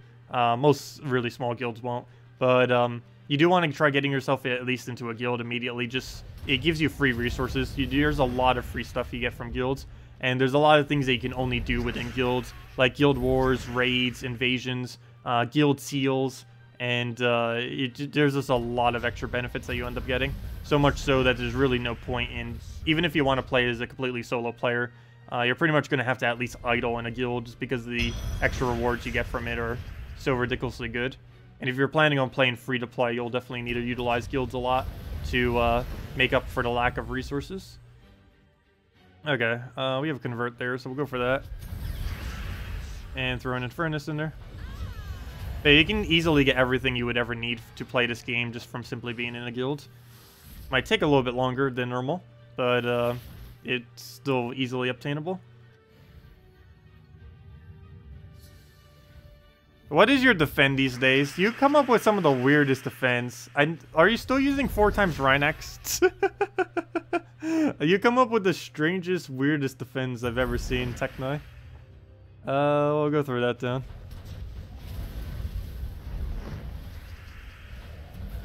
Wait, Demon or Angel, you created your own guild? Wait. I didn't even realize that. How long has that been around? Are you in global chart right now? I actually want to see that guild. Very nice. Yeah, I ended up eventually doing that too. I just kept going. I was just in like the really big top guilds, and then I ended up leaving one of them and then moved to another top guild, and I was like, wait, why don't I just make my own guild? And then I eventually just did on stream one day, and here we are now. But actually, I think we just hit our 600-day mark a couple days ago too. But yeah, I was just in all the other guilds earlier, and then it's like, wait, why don't I just make my own? And yeah, most people I feel like do. A good majority of late game players do eventually kind of just do that, like kind of branch off into their own guild. Intrim did that too, but instead of making like their own completely independent guilds, they made them all bunched together in like different tiers of guild. Like they have Intrim 1, Intrim 2, Intrim 3, Intrim 4. There's definitely an interest in a lot of people to actually go on their own and kind of make their own guild. I highly only advise it if you're like a really late game player though. It is very hard to make a guild from scratch if you're not already really active in the game. Not only does it take a lot of time to recruit people and everything, and just managing everything, but also you need to have some kind of credibility. If you're like a level 100 and you're like starting a guild, unless it's like a deliberately super casual guild that's made to be super casual, then it could work out. But if you're trying to make like a decent guild, you have to be like at least, even though it's not technically a requirement, but you need to be like level 1000 plus to really be able to do it effectively. Just because there's such a high concentration of guilds in the game, and there's a lot more people. There's a lack of new recruits more often than not. Let's see. Yeah, you were really early, the Drew. There's quite a few people from our streams that were really early.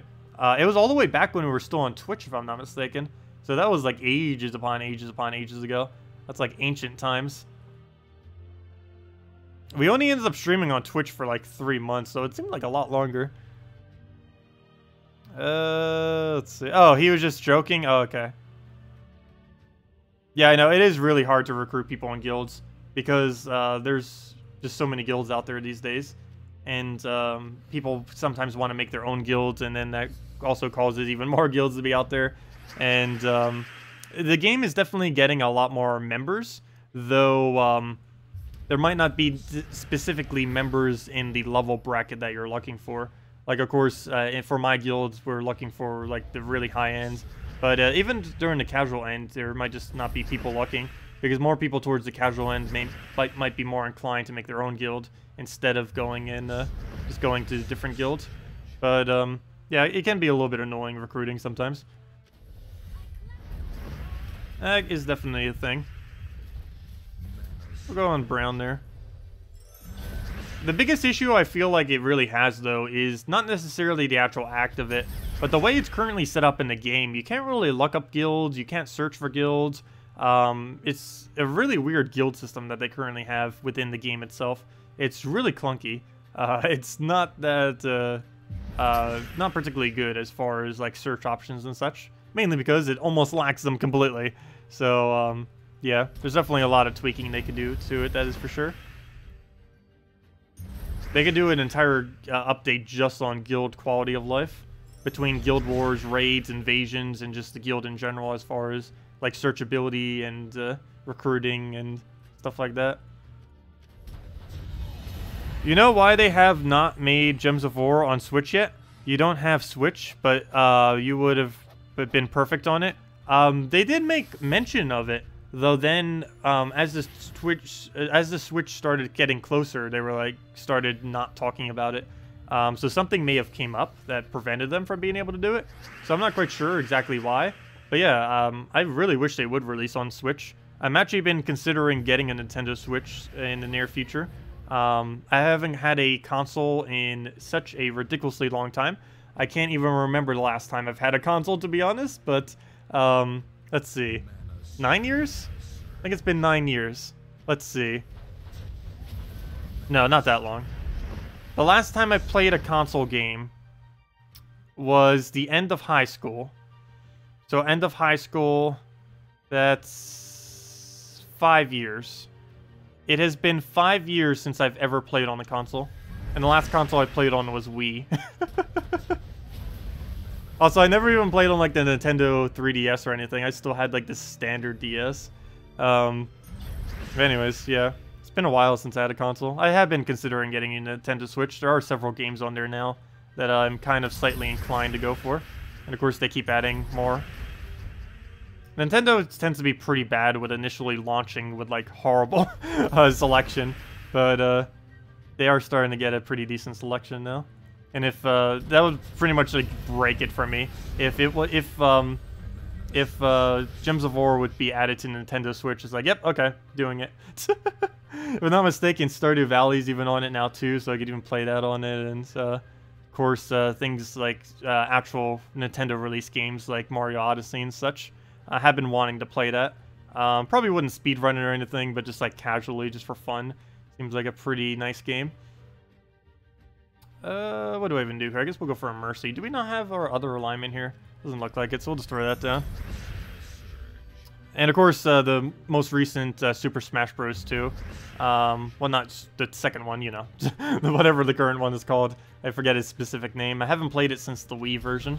I have played every version prior to that, though. Even the N64 version with the little polygons. Actually, there was even a... the game was so self-aware that they looked so polygonic that there was even a thing where you had to kill like a bunch of little polygon things. I think it was even called like Polygon something. All they were like a bunch of polygon shapes for Super Smash Bros. 1. It was pretty funny. The very original one. What do we even need here? We'll go take a red to green. Oh, but I had an extra turn there. Luckily we got off a Cascade, so I guess it was actually worth keeping there.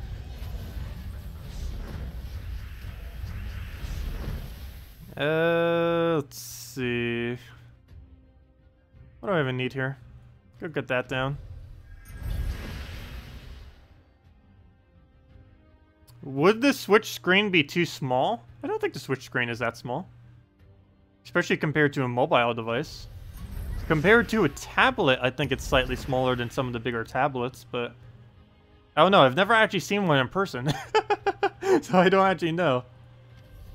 Like, size relative-wise. And I don't normally... I haven't been in an electronics section of any store for a very long time, too. I haven't really had a need to. And most of the few electronical needs I really need, I just order online. Because normally it's cheaper on eBay or just easier and more convenient online. So, yeah. Some things that might cost like $15 in stores, you can get like a cheap China-made one that still does the job for like $1. So, yeah. Sometimes it's even the exact same product that's sold in the store. We'll go and throw down a, Mercy.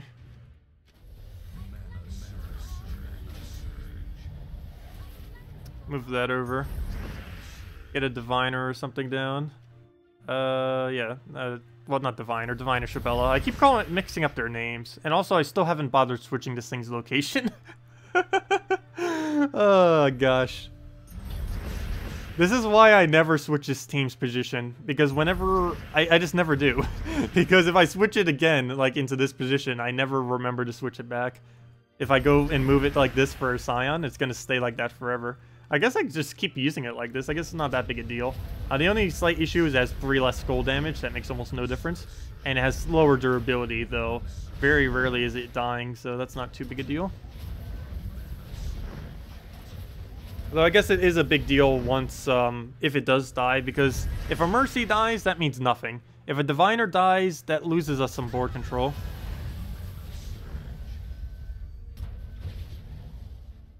Let's see.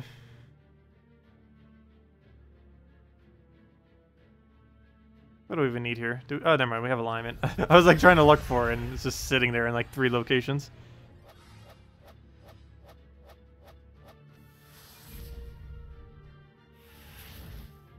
If anyone has any other questions, let me know.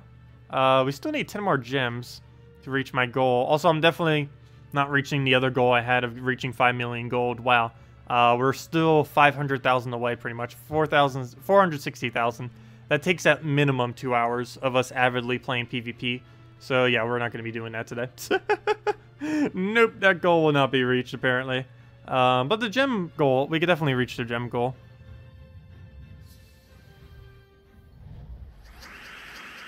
Does it not? I don't normally use Bluetooth, so that wouldn't really be an issue for me. I would have kind of assumed it would have it. Is Moloch a useful troop? No, not really. He indirectly actually got nerfed the most recent patch. He didn't actually he technically didn't get nerfed, but he also technically did. They added immune to mana drains into the game, and he was already a pretty weak mana drainer, and now that things have immune to it some, he's just a really big hassle to use. Very occasionally, there are some Guild War days I use him on. Mainly Yellow Guild War Day, if I am ever going to use him. But more often than not, I would not really bother with a Moloch. He is not really that good. Yeah, unless you're specifically going like some kind of really niche true damage team, pure true damage, or doing it for some kind of Guild War purpose. If you're just throwing in PvP team, I would not bother. There are way better draining options. Even something like a Spirit Fox would be a much better drainer than what Moloch could ever do. Yeah, I wouldn't really advise using much with Moloch. There's very few purposes he has. Vinoxia, also pretty weak, though if you're going to use it, try using a Vinoxia Lady or Nereal combo. The particular team I love using with it is Vinoxia, Valkyrie, Lady or Nereal, and Queen Mab. And you can get a lot of damage out with that. Vinoxia in most instances is pretty bad, though. It's one of those weird dragons that doesn't actually work that well with other dragons. Most dragons do tend to synergize within dragons, but Vinoxia is one of those few that, for whatever reason, doesn't really do that. Just doesn't really work. But yeah, as far as Vinoxia, also not really that overly used. I think that was the first mythic we actually got on our most recent Let's Play account. Earlier on in the game, it does okay damage, but it's a really strange troop. It has some true damage, but that true damage... Oh wow, we actually just lost. Is mainly only good for taking out barrier for the most part. To try to kill an entire team with it takes way too long, and you mainly just do it for one-shot skull pokes. But because Skull's damage is so weak to use, and there's better options than trying to use a Vinoxia, Vinoxia basically never gets used. But yeah, if you are to use it, Vinoxia, Valkyrie, Lady or Nereal, Queen Mab is the strongest possible Vinoxia team that I am aware of, as well as the strongest possible Lady or Nereal team that I am aware of. Okay, we're gonna move that. Do we have alignment? Yes, we do, though we're barely getting any value out of it, but nonetheless, I am still going for it. Drag all that down, double check the board, drag all that down again, bring that, double check board, take it again, and I guess we just clear the board and go from there. Very nice. See if we can get any skull pokes, stuff like that. Sure, we'll get some of that. Boom. Get an Infernus in there. Build a sty to whatever, hopefully. Maybe get a convert in here if we can. Kind of. We can get it on red. Why not? We kind of need red, but this gives us Infernus, which if it hits correctly is the match. There we go. And then it goes. Actually, we got a magic buff. It didn't even need to hit correctly. Anywhere it would have hit would have been the match in that case. So there we go.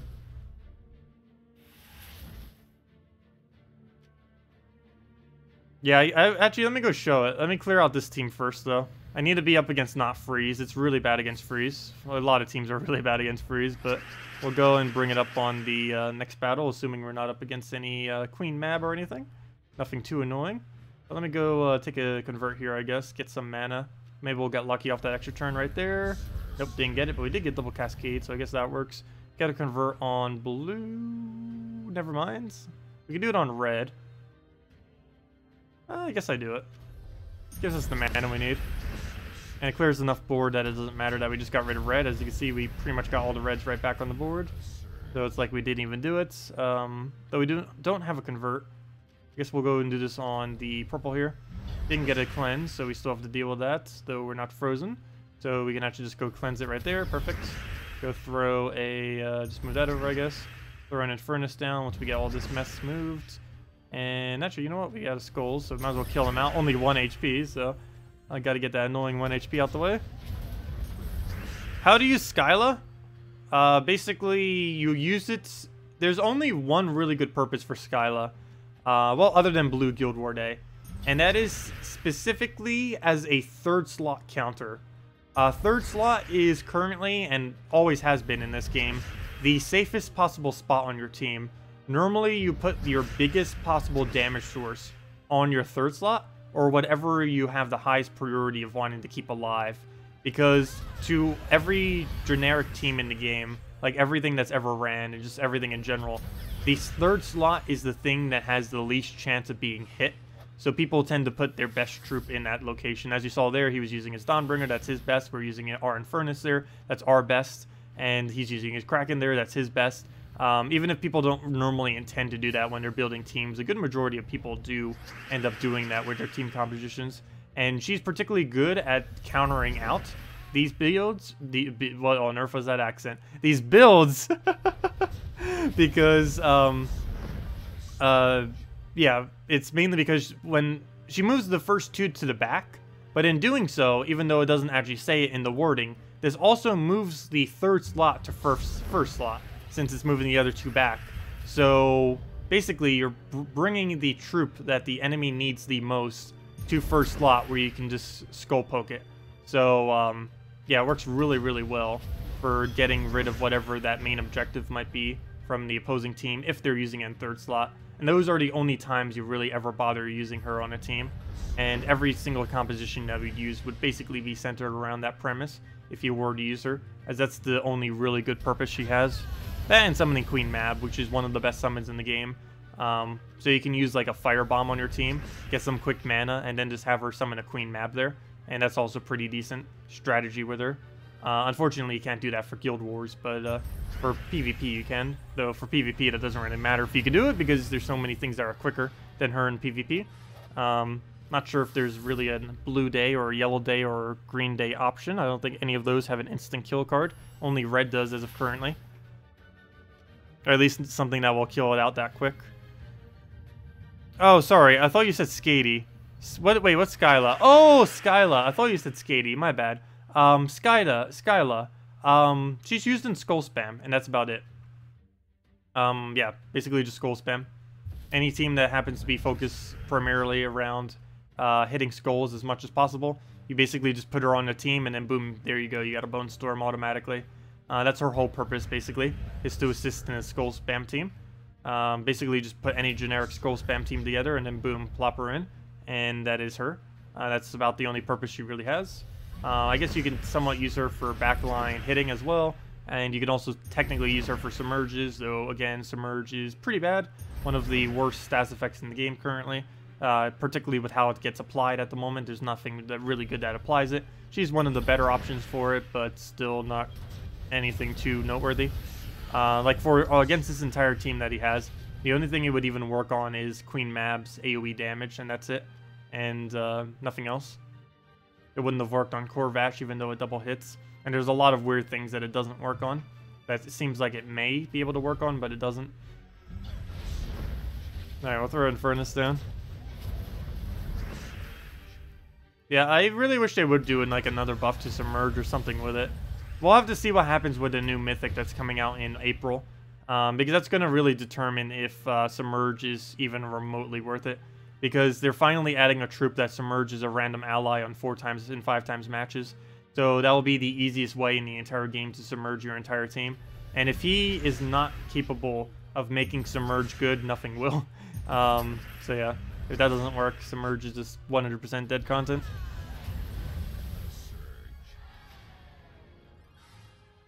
Are you sure you're talking... Oh yeah, I was talking about Skady, not Skyla. They both had that ska in them. Confuse them for a second.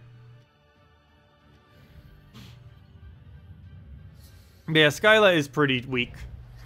Moloch's pretty weak, Skyla's pretty weak. They have their niche instances where they're kind of okay, but more often than not, they're not really worth using.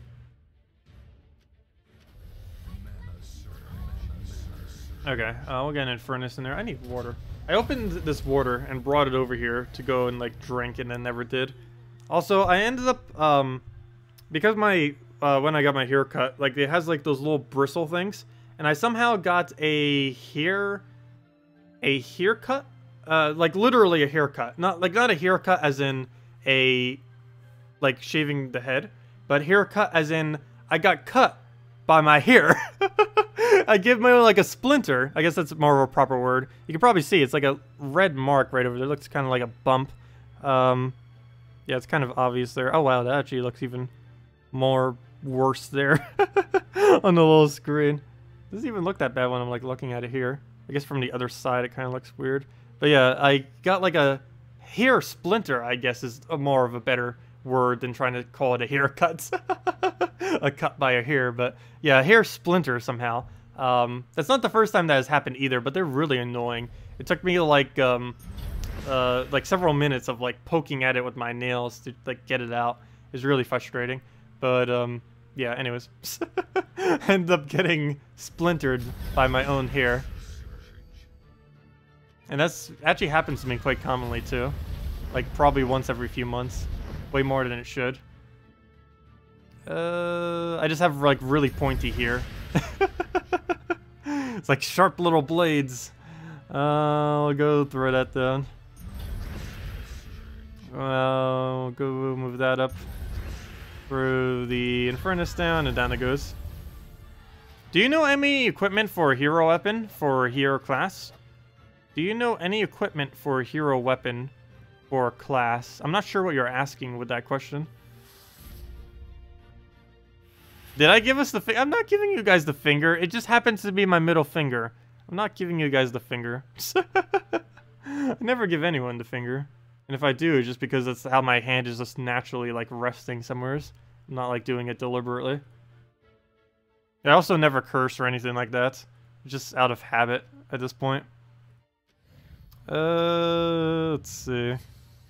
Porcupine confirmed. Oh, hey, speaking about confirm, can we please get a vault key already?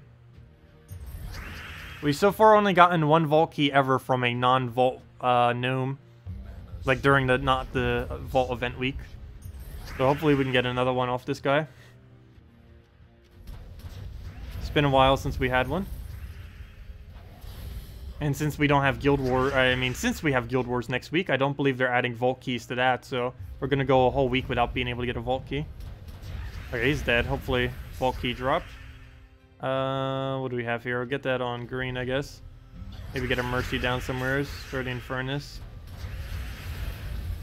I should have brought out the stun team. It's worth actually fighting this team if it's kill X amount of troops in PvP. But when it's not kill X amount of troops in PvP, this team's just pure annoying. Because it's not serving any kind of extra benefit for you and it just takes forever. It's better just to use a stun spam team. Stun out the entire team with like a Corvash. And then just instantly kill it out while they're stunned. Let's see. I did not cut that exact finger on purpose. I would never do that. And it's not really a cut. I guess I should have just explained it as a splinter. But that's basically exactly what it was, is a splinter. A hair-based splinter, somehow. It's really weird. But anyways, we'll go move that over.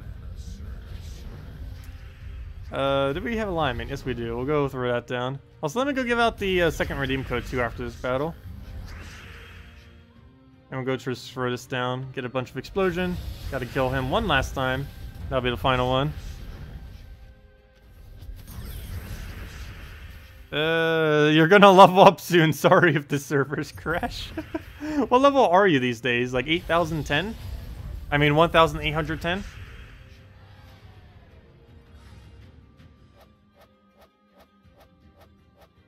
And we get 5 gems from him. Well, it could have been worse.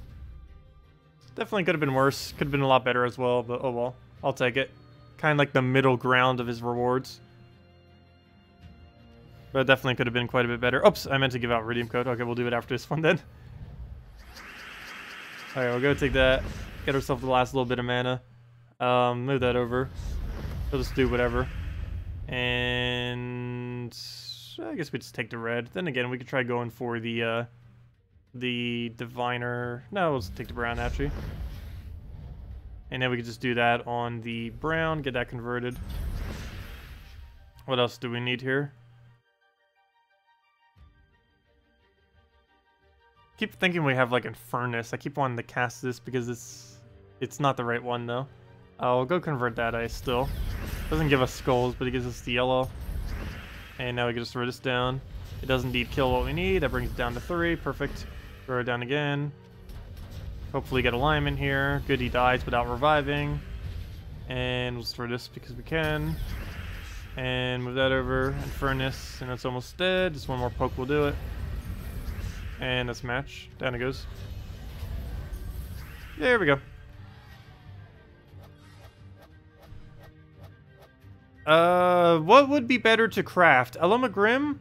TWB? What's TWB again? The World Breaker. Or Skatey. Definitely not Skatey.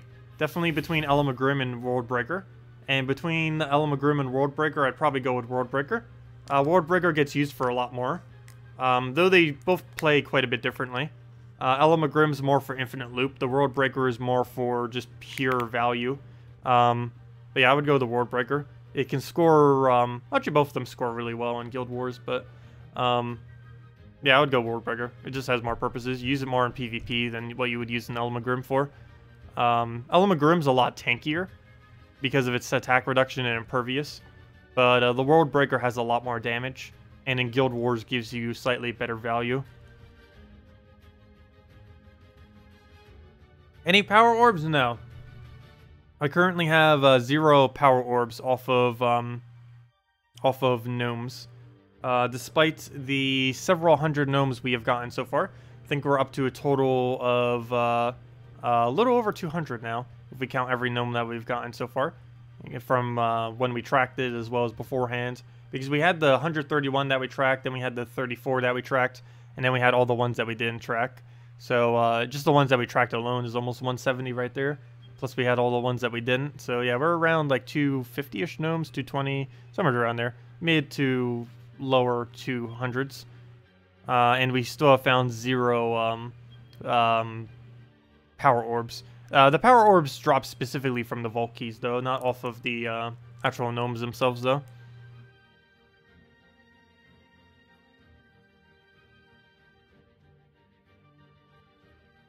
Anyways, back to the PvP grinds. Also, I don't know why, but this exact brand of water has 2 different caps. Go figure. It's the exact same brand of water. I don't know if you can see that. But the exact same label and everything. But for whatever reason, they have 2 completely different caps. It's weird. Anyways, it's the little things that bother me. The really, really ridiculously small, trivial things that probably bother me the most. Anyways, let's go and throw the Mercy down. Does your class affect you if your team does not include a hero? Yes and no. Well, you still win wins towards your hero class, even if it's not in your team. So that's a thing. The only thing your hero does while not in the class is it gives you some extra mastery bonus, which this late in the game is essentially trivial, though earlier on in the game that could make a little bit of a difference if your hero was level 20. Because you can gain plus 20 additional mastery in a specific color depending on what your hero class is. As a late game player, you could basically ignore this. As a newer player, it could be slightly relevant to you. But yes, every single hero class has 2 colors, and those colors can be the same color, but they all have 2 colors. One is what they do for their weapon when they use a specific color, basically the condition at which they gain 5 additional magic. And the other one is basically 20 additional mastery if they are fully leveled up. And that one does apply even if you are not using your hero on your team. So for example, if we go under our hero, and we go under the current one that we're actually using, we're using Warden right now. Warden, if we go under its class info, yeah, right here, we can see that it counts as brown. We can see that right here it has a gem mastery of brown. So it is giving us plus 20 additional brown hero mastery. This is being applied to our hero mastery even if the hero is not in our class. And that's the only thing that your hero specifically does to your team if it's not in your team, is that gem mastery thing. So for example, let's say we were to go and switch to, let's say, Assassin. Assassin is a purple gain, though if we go check its weapon, it's actually red as far as what it gains benefit off of. But if we were to simply have this, but it wasn't on our team, it would be giving us a plus 20 purple hero mastery. But this one's specifically a purple-red hero, because if we go under its magic, we can see right here, when using red weapons, it gains 5 additional magic. I have no clue why both of these aren't on the same page, but anymore. But yeah, they kind of have it all weird and separated. But yeah, 20 hero mastery. This would apply even if the hero was not on our team. But right now, another way that we can see it too is if we go to the full breakdown of our mastery page, we'll end up seeing somewhere's here plus 20 being applied. What's it? I don't know what number it actually goes on to now. It used to show it as a different thing here. Oh, never mind, right there. It says it's a class. I see. It actually says it has another category. There it is. But yeah, as you can see here, this class bonus of plus 20 that it's doing, this applies even if the hero is not on our team. And it's giving us 64% instead of 63% chance to surge on Brown. And that's what that's doing for us. But yeah, that's all that does. That's the only thing that applies when your hero is not on your team. It's pretty trivial. Earlier on in the game, that could be a few percent difference. This late in the game, it's like a 0.01% difference, if even that much. You'd be lucky if it's even a 0.01% chance. But, yeah.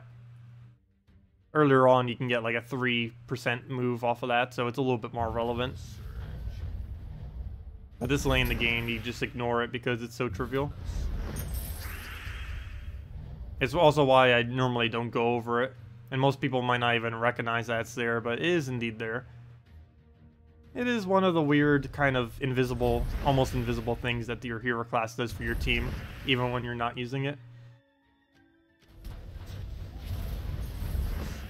Yeah, Ascension Orbs are the best. Out of every power orb, Ascension Orb is way better than every other orb there is. By a very large margin.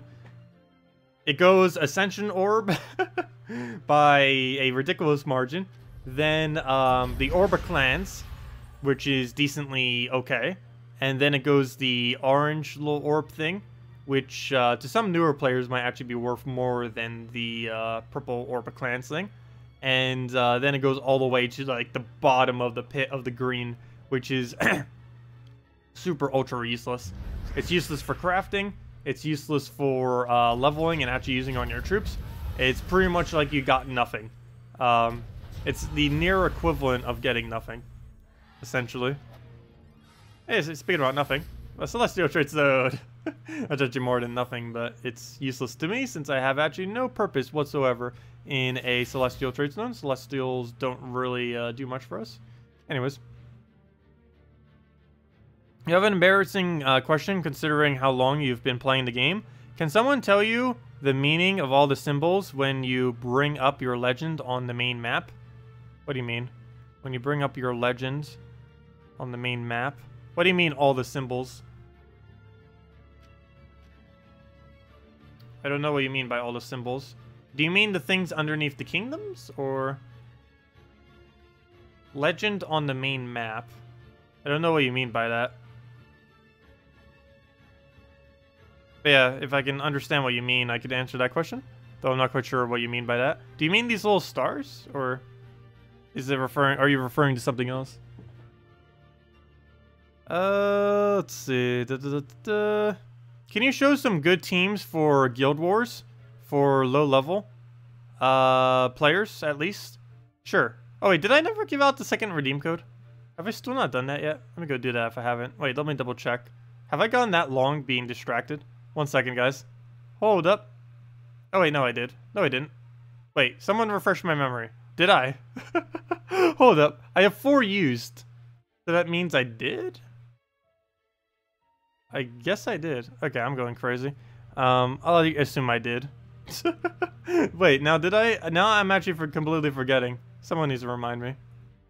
Yes I did. Okay, that makes sense because I have 4 used. Okay. In the top left corner when it says Tacet. Those symbols up there? What do you mean about those symbols? Like these symbols up here? I don't know which symbols you're referring to. Like, this is just your hero class. It's a VIP bonus. This is all your other bonuses. I'm not sure what you mean by that. 7 times tribute. It's just 1 code? Oh, I did get distracted. Yeah, I just did do the 1 code. Okay, let me go and do that real quick, and then I'll go into all the other questions. Let me go get that code out. I had a feeling I forgot it. Okay. Let's go give it. Do that, copy that, put that over there, boom. Oh yeah, it did. I could see the previous code here. Yeah, okay. Yeah, I did. Only did one. Yep, fail. Okay, do that, do that. I'm not a robot. The other one must have been from Monday then. And there we go. Okay. So all that's good. Let me go replace it below me. And go replace it in, or go post it in chat so you guys can go and use it. And get rid of that. And move that over some. Boom, boom. Should be centered. Good enough. There we go. Okay. I'll click OK. And let me go post this in a chat so you guys can just copy paste it, just so you don't have to go and type it all out. Oops, I didn't even double check to see if it worked. Let me go do that. That would be helpful. Oh, yeah, it did. Never mind. There we go. Perfect. And it's already checked. And there's the code, guys. Use on gemsofwar.com underneath the game code section. Gives the same normal reward as always. Your invite code can be found underneath your settings menu. Underneath settings right here. And the redeem code can be found below and to the right. Also use whatever your game says there, not what my game says. It will not work if you type in mine. That will just give it to me. Well, actually, I already claimed it, so it wouldn't give it to me. It would just do nothing. But anyways, also, we reached a goal. I forgot to mention, too. We ended up reaching a goal of getting 10,000 gems again. Though we're going to lose it again tonight, so I don't know if that goal was really even worth going for. But anyways, let me go under my mail, get the code. Same reward as always, 2 treasure maps, 1 gem key, 200 souls, and 2,500 gold from the redeem code. Let's just do the 1 gem key and see what we get from it. And all we get is a shark key, nothing too good. He actually boosts based on gold. Might try him with the glitter sack guy, if we could ever actually get the glitter sack guy. Okay, now let me go back to the questions that were being asked. Some of them that I might have missed. Also, feel free to leave them again if I did end up going over any that you still have anyone. Because we will be ending out the stream in the next probably 20 minutes or so.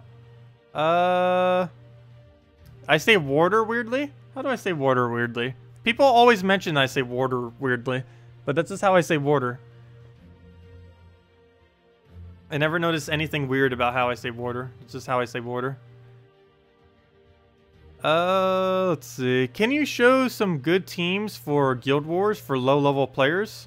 Well, I can't really, like, show them, because any team I would ever make for low-level Guild Wars, I would not be able to function this late in the game. As far as low-level Guild Wars, you basically just look for anything pure ratio, and just go off of that. Also, sometimes you don't go pure either. It's quite a good idea not to go pure color teams when you're doing as you're a newer player in Guild Wars. So for example, going like triple teams, using things like Alchemist to go feed a yellow team and stuff like that. For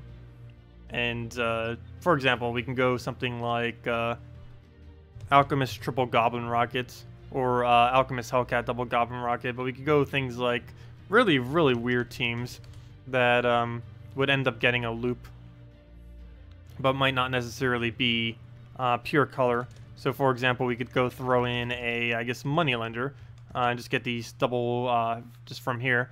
And now we can use this team for Yellow Day, Red Day, and if you truly had nothing else, Brown Day as well. So there you go, boom. With only 3 troops, all ultra rare and below, 2 rares and 2 ultra rares, 2 of which are the exact same. And you only need the second trait if you can get it, and the first trait on this one. And boom, you're just good to go. You just got yourself a perfect composition for what you need. And you just covered 2, maybe 3 Guild War days.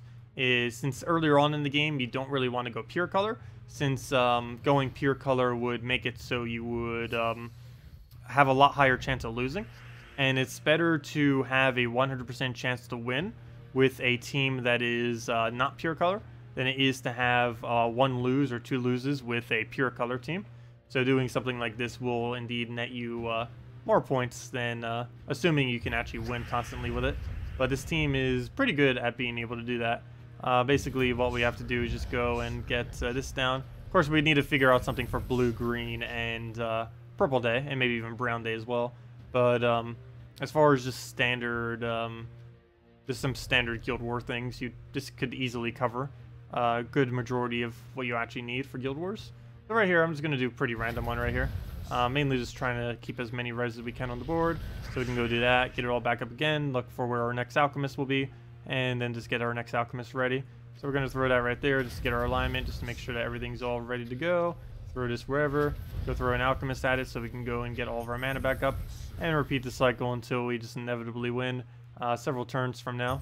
So we'll go take that. Actually, that probably shouldn't have been done, but oh well. Go through that, do that not reds, throw that down, get back up again, do the exact same process again, and repeat this until win, and we'll pretty much be good to go. So I do need to make sure we get an alchemist here. It doesn't look like I actually have a way to get an alchemist here, so that could be a little bad. Didn't get it off the cascade either.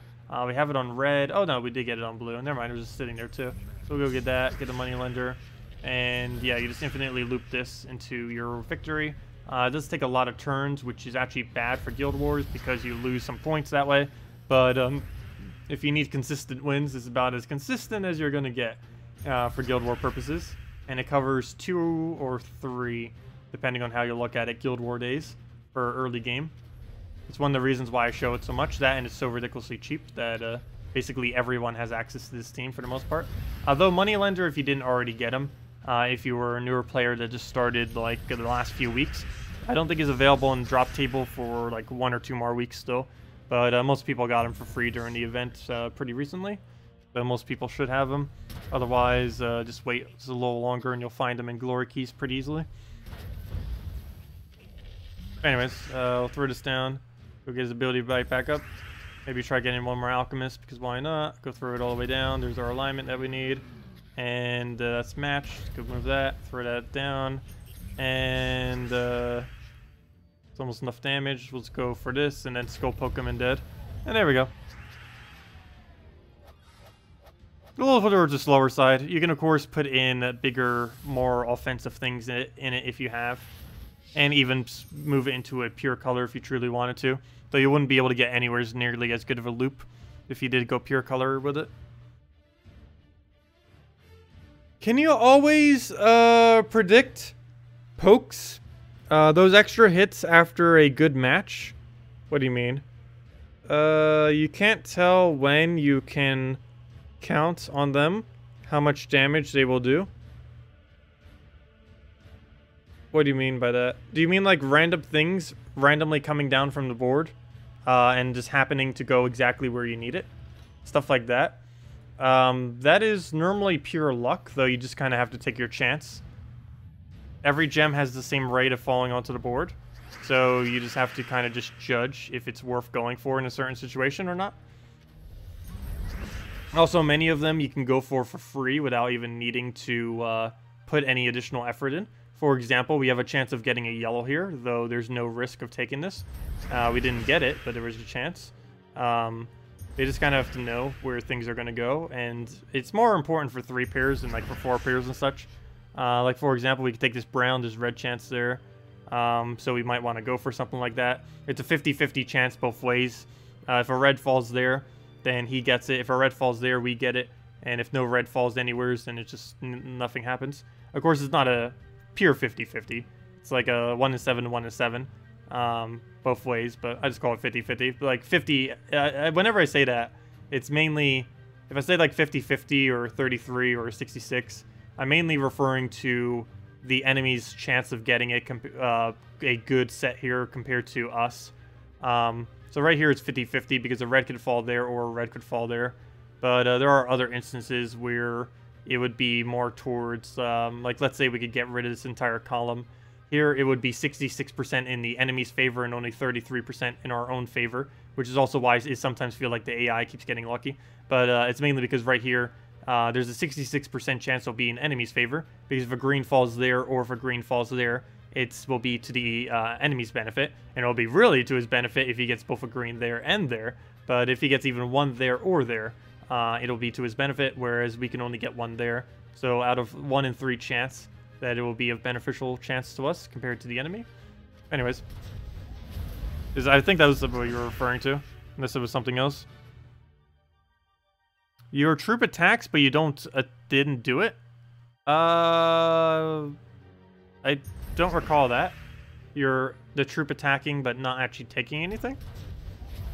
I know there used to be some weird visual glitches with it and some other stuff with it, but haven't seen anything as of recently with what you just mentioned.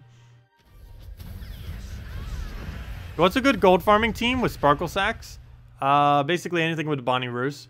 Put a mana generator up front or anywhere's in it. Get a Bonnie Rose in there. Keep throwing down Bonnie Rose over and over and over again, and that's pretty much all you need. And that's just your team. You could throw Alchemist too if you really wanted to. You could throw Deckhand for the mana generation if you didn't want to go down that route. A couple different ways you can go with it, but really anything that can give you anything that has a good boost ratio off of gold, which is basically just Bonnie Rose for the most part. Anything that can gain you a lot of gold tends to be pretty decent with it.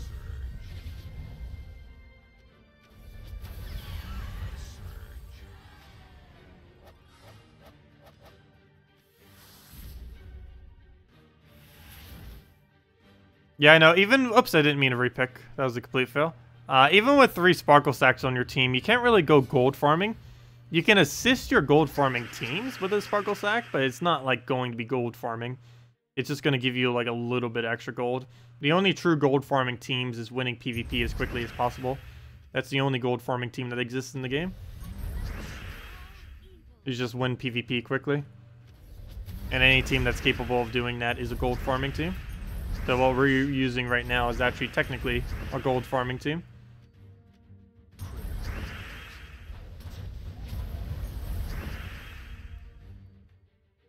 Go move that. Oops, I forgot another question. Oh, never mind, I answered that. Never mind.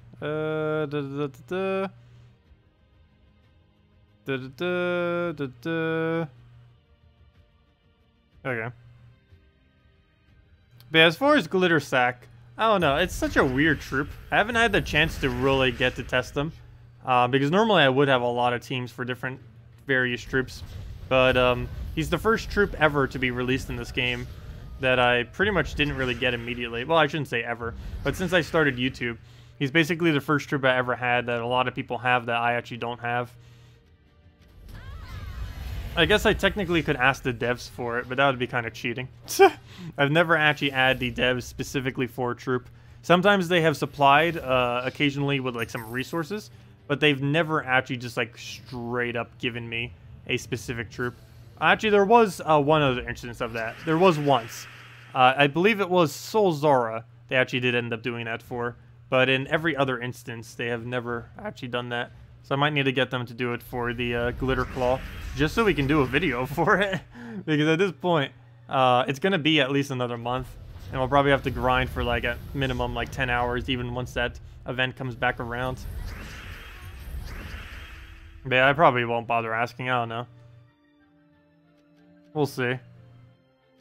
Go throw that down. Throw a, what do we even need here? We'll go get this little cast down. Get all that going. Move that one. And let's throw that. Get the other ability down. Should be good to go. Get an explosion. No, never mind. Oh yeah, we have it. We can just use Mercy. Get the Fairy Fire off us. Get the HP heal. Get that down. And we're good to go.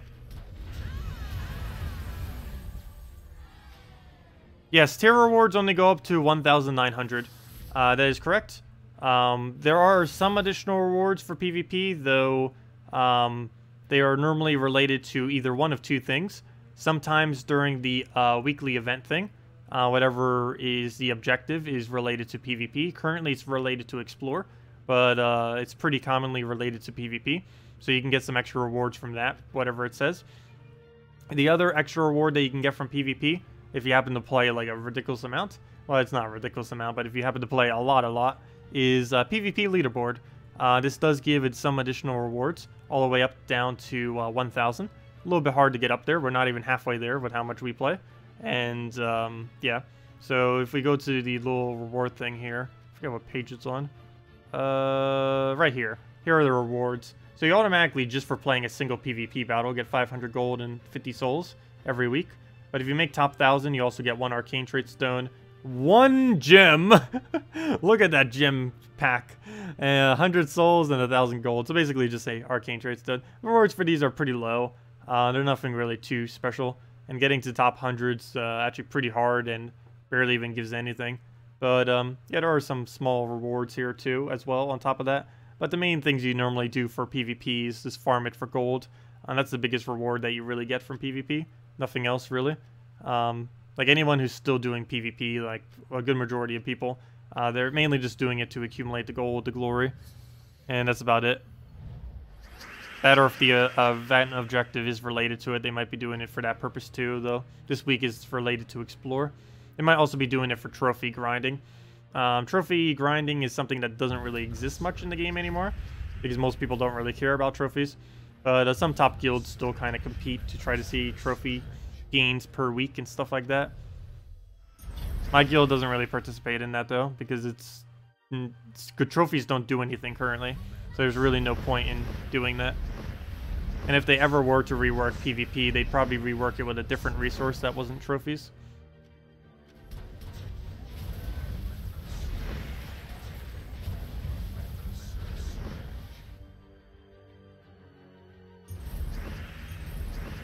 Okay, what do we even need here? We're gonna move that over. Take that over. Take that. Get our convert. Get poke. Get another poke. Move down the entire team. And then we'll just get the explosion. Get a mercy. Be good to go. A lot of your guild team members feel that gold has been nerfed. Do you agree? No. Current rates of gold are actually higher than I believe it's ever been in the history of this game. The current rates of gold gaining. I don't think the game has ever had a higher rate of gold gain than what it currently has right now. Not that I recall of. So it's, yeah, it's a pretty high amount actually right now. And they have never done anything specifically to nerf it. There are some lower level ranges where you can be possibly getting worse battles. Something else that has a pretty big effect on that sometimes is the current team you have set on defend. So if a lot of your people in your guild end up setting the same defend, they could be having the same kind of PvP issues. But yeah, try switching up your defend team some. Like, if you have your hero on it, try not putting your hero. If you don't have your hero on it, try putting your hero on it. And maybe make it weaker, make it stronger. Like, if it has, like, full legends right now, fully traded, go and make it, like, a team with a bunch of rares that aren't even traded. And see what that does. Because you can kind of manipulate the things that you get in PvP. And this can make it easier. But one other thing that this can also do is manipulating your PvP battles also manipulates the amount of gold that they give. And sometimes you'll just get really weird rolls where all of your PvP battles that you're getting are just ridiculously low cash for whatever reason. But if you just poke around with your defend team that can sometimes switch it up to the point where it will give you more gold for the battles that you do. And the difficulty might be the same or even easier in some cases. Okay, he just won. I have no way of winning this now. We actually lost to it. What is our follow-up here? I'd have to win this turn to have any chance of winning.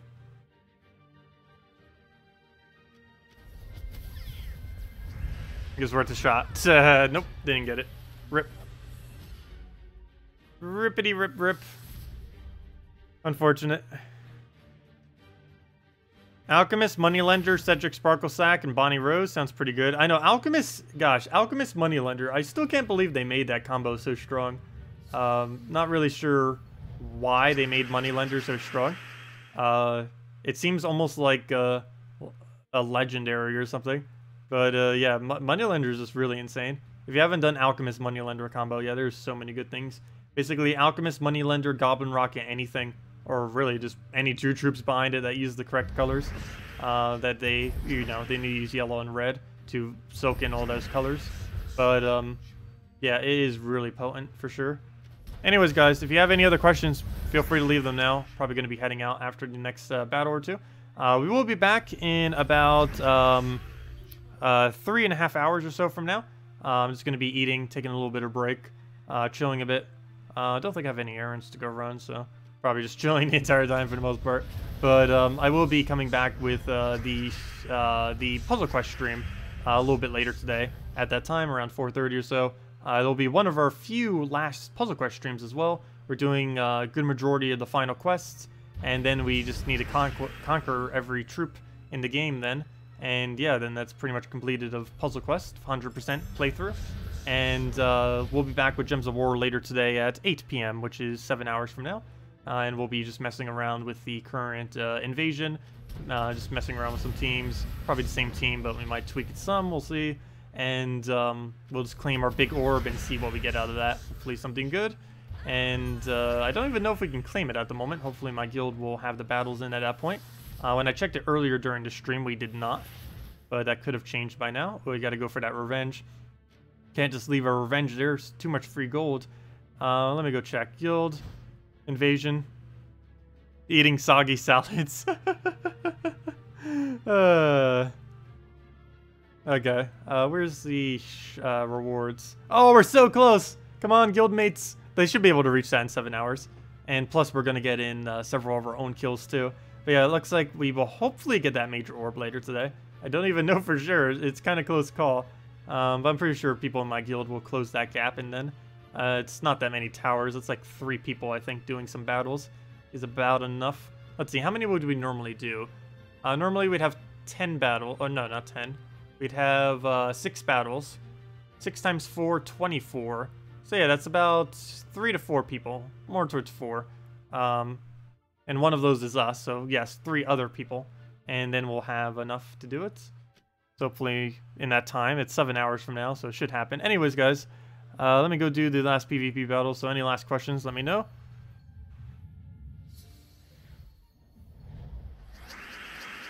Okay, we'll go move that. Let's get a Mercy down. Throw an Infernus. Is Soul Forge table reworked in beta? I did not check it yet. Actually, that's probably one of the things I'll be doing during this break as well. I unfortunately am not allowed to stream the beta version, and I haven't really had the time to test it, and I will have quite a bit of free time right now. So, yeah, I think I will be actually testing that after I go eat lunch/dinner. So, I'll probably eat some and then go and mess with the beta, and probably later tonight I'll have a little bit more information on it. As much as I can actually say about it, I will probably mention. I'm pretty sure there's some things I might not be able to specifically mention about it, and obviously I can't show it, but yeah, whatever I can, and it's things that have already been pretty much disclosed, I will probably mention to you guys. Oh wait, sorry, painting, what did you ask? I'm going back quite a while, and I still don't see a comment by you asking a question. I think this last update was geared more towards newer players. Yes, it was. I felt, well, maybe not necessarily. I thought that initially too when I first saw the orbs, but then I saw how you have to obtain the orbs, and it's like, oh wait, this is, it's kind of weird because it's like meant for newer players, but also isn't for newer players. Because gaining orbs isn't really something that newer players can do particularly well. Yet the function of the orbs are basically for newer players. It's a kind of odd combination. It's a little weird. But yeah, that wasn't the question, though I don't know if you asked an actual question somewhere in there. Whatever it was, just leave it again. And I'll go to it, because I don't see where you actually asked one. But yeah, if anyone else has any, just let me know. We'll go into one last PvP battle, and that'll be that. It'll be a major orb. Yeah, we do get a major orb later. Hopefully a major orb of Ascension. But then again, actually major orb of Ascension isn't really too over the top. It's kind of weird. The smaller orb of Ascension, well, not necessarily better than the major orb, it doesn't gain as much value because the things, like, what would you throw it on? Basically a common is the main thing you would throw it on, which is, I don't know, it just seems a little bit weird. But like the best value you can really get is just like using the smaller Ascension orb and just doing that from a legend to mythic. It's like one of the best values you can really get out of like almost any of the orb combinations. But yeah, I would definitely like if we got a big blue orb. Maybe we'll go get like the gnome fully maxed out or something, I don't know. We'll use it for something in the future. If you had 6 of them and they ever re-expanded out Guild War troops, we could instantly max out every Guild War troop immediately so that our things would be like gem keys all over again. That would actually be really convenient. Though it would require having 6 blue orbs, if that was the case, which I don't think would happen.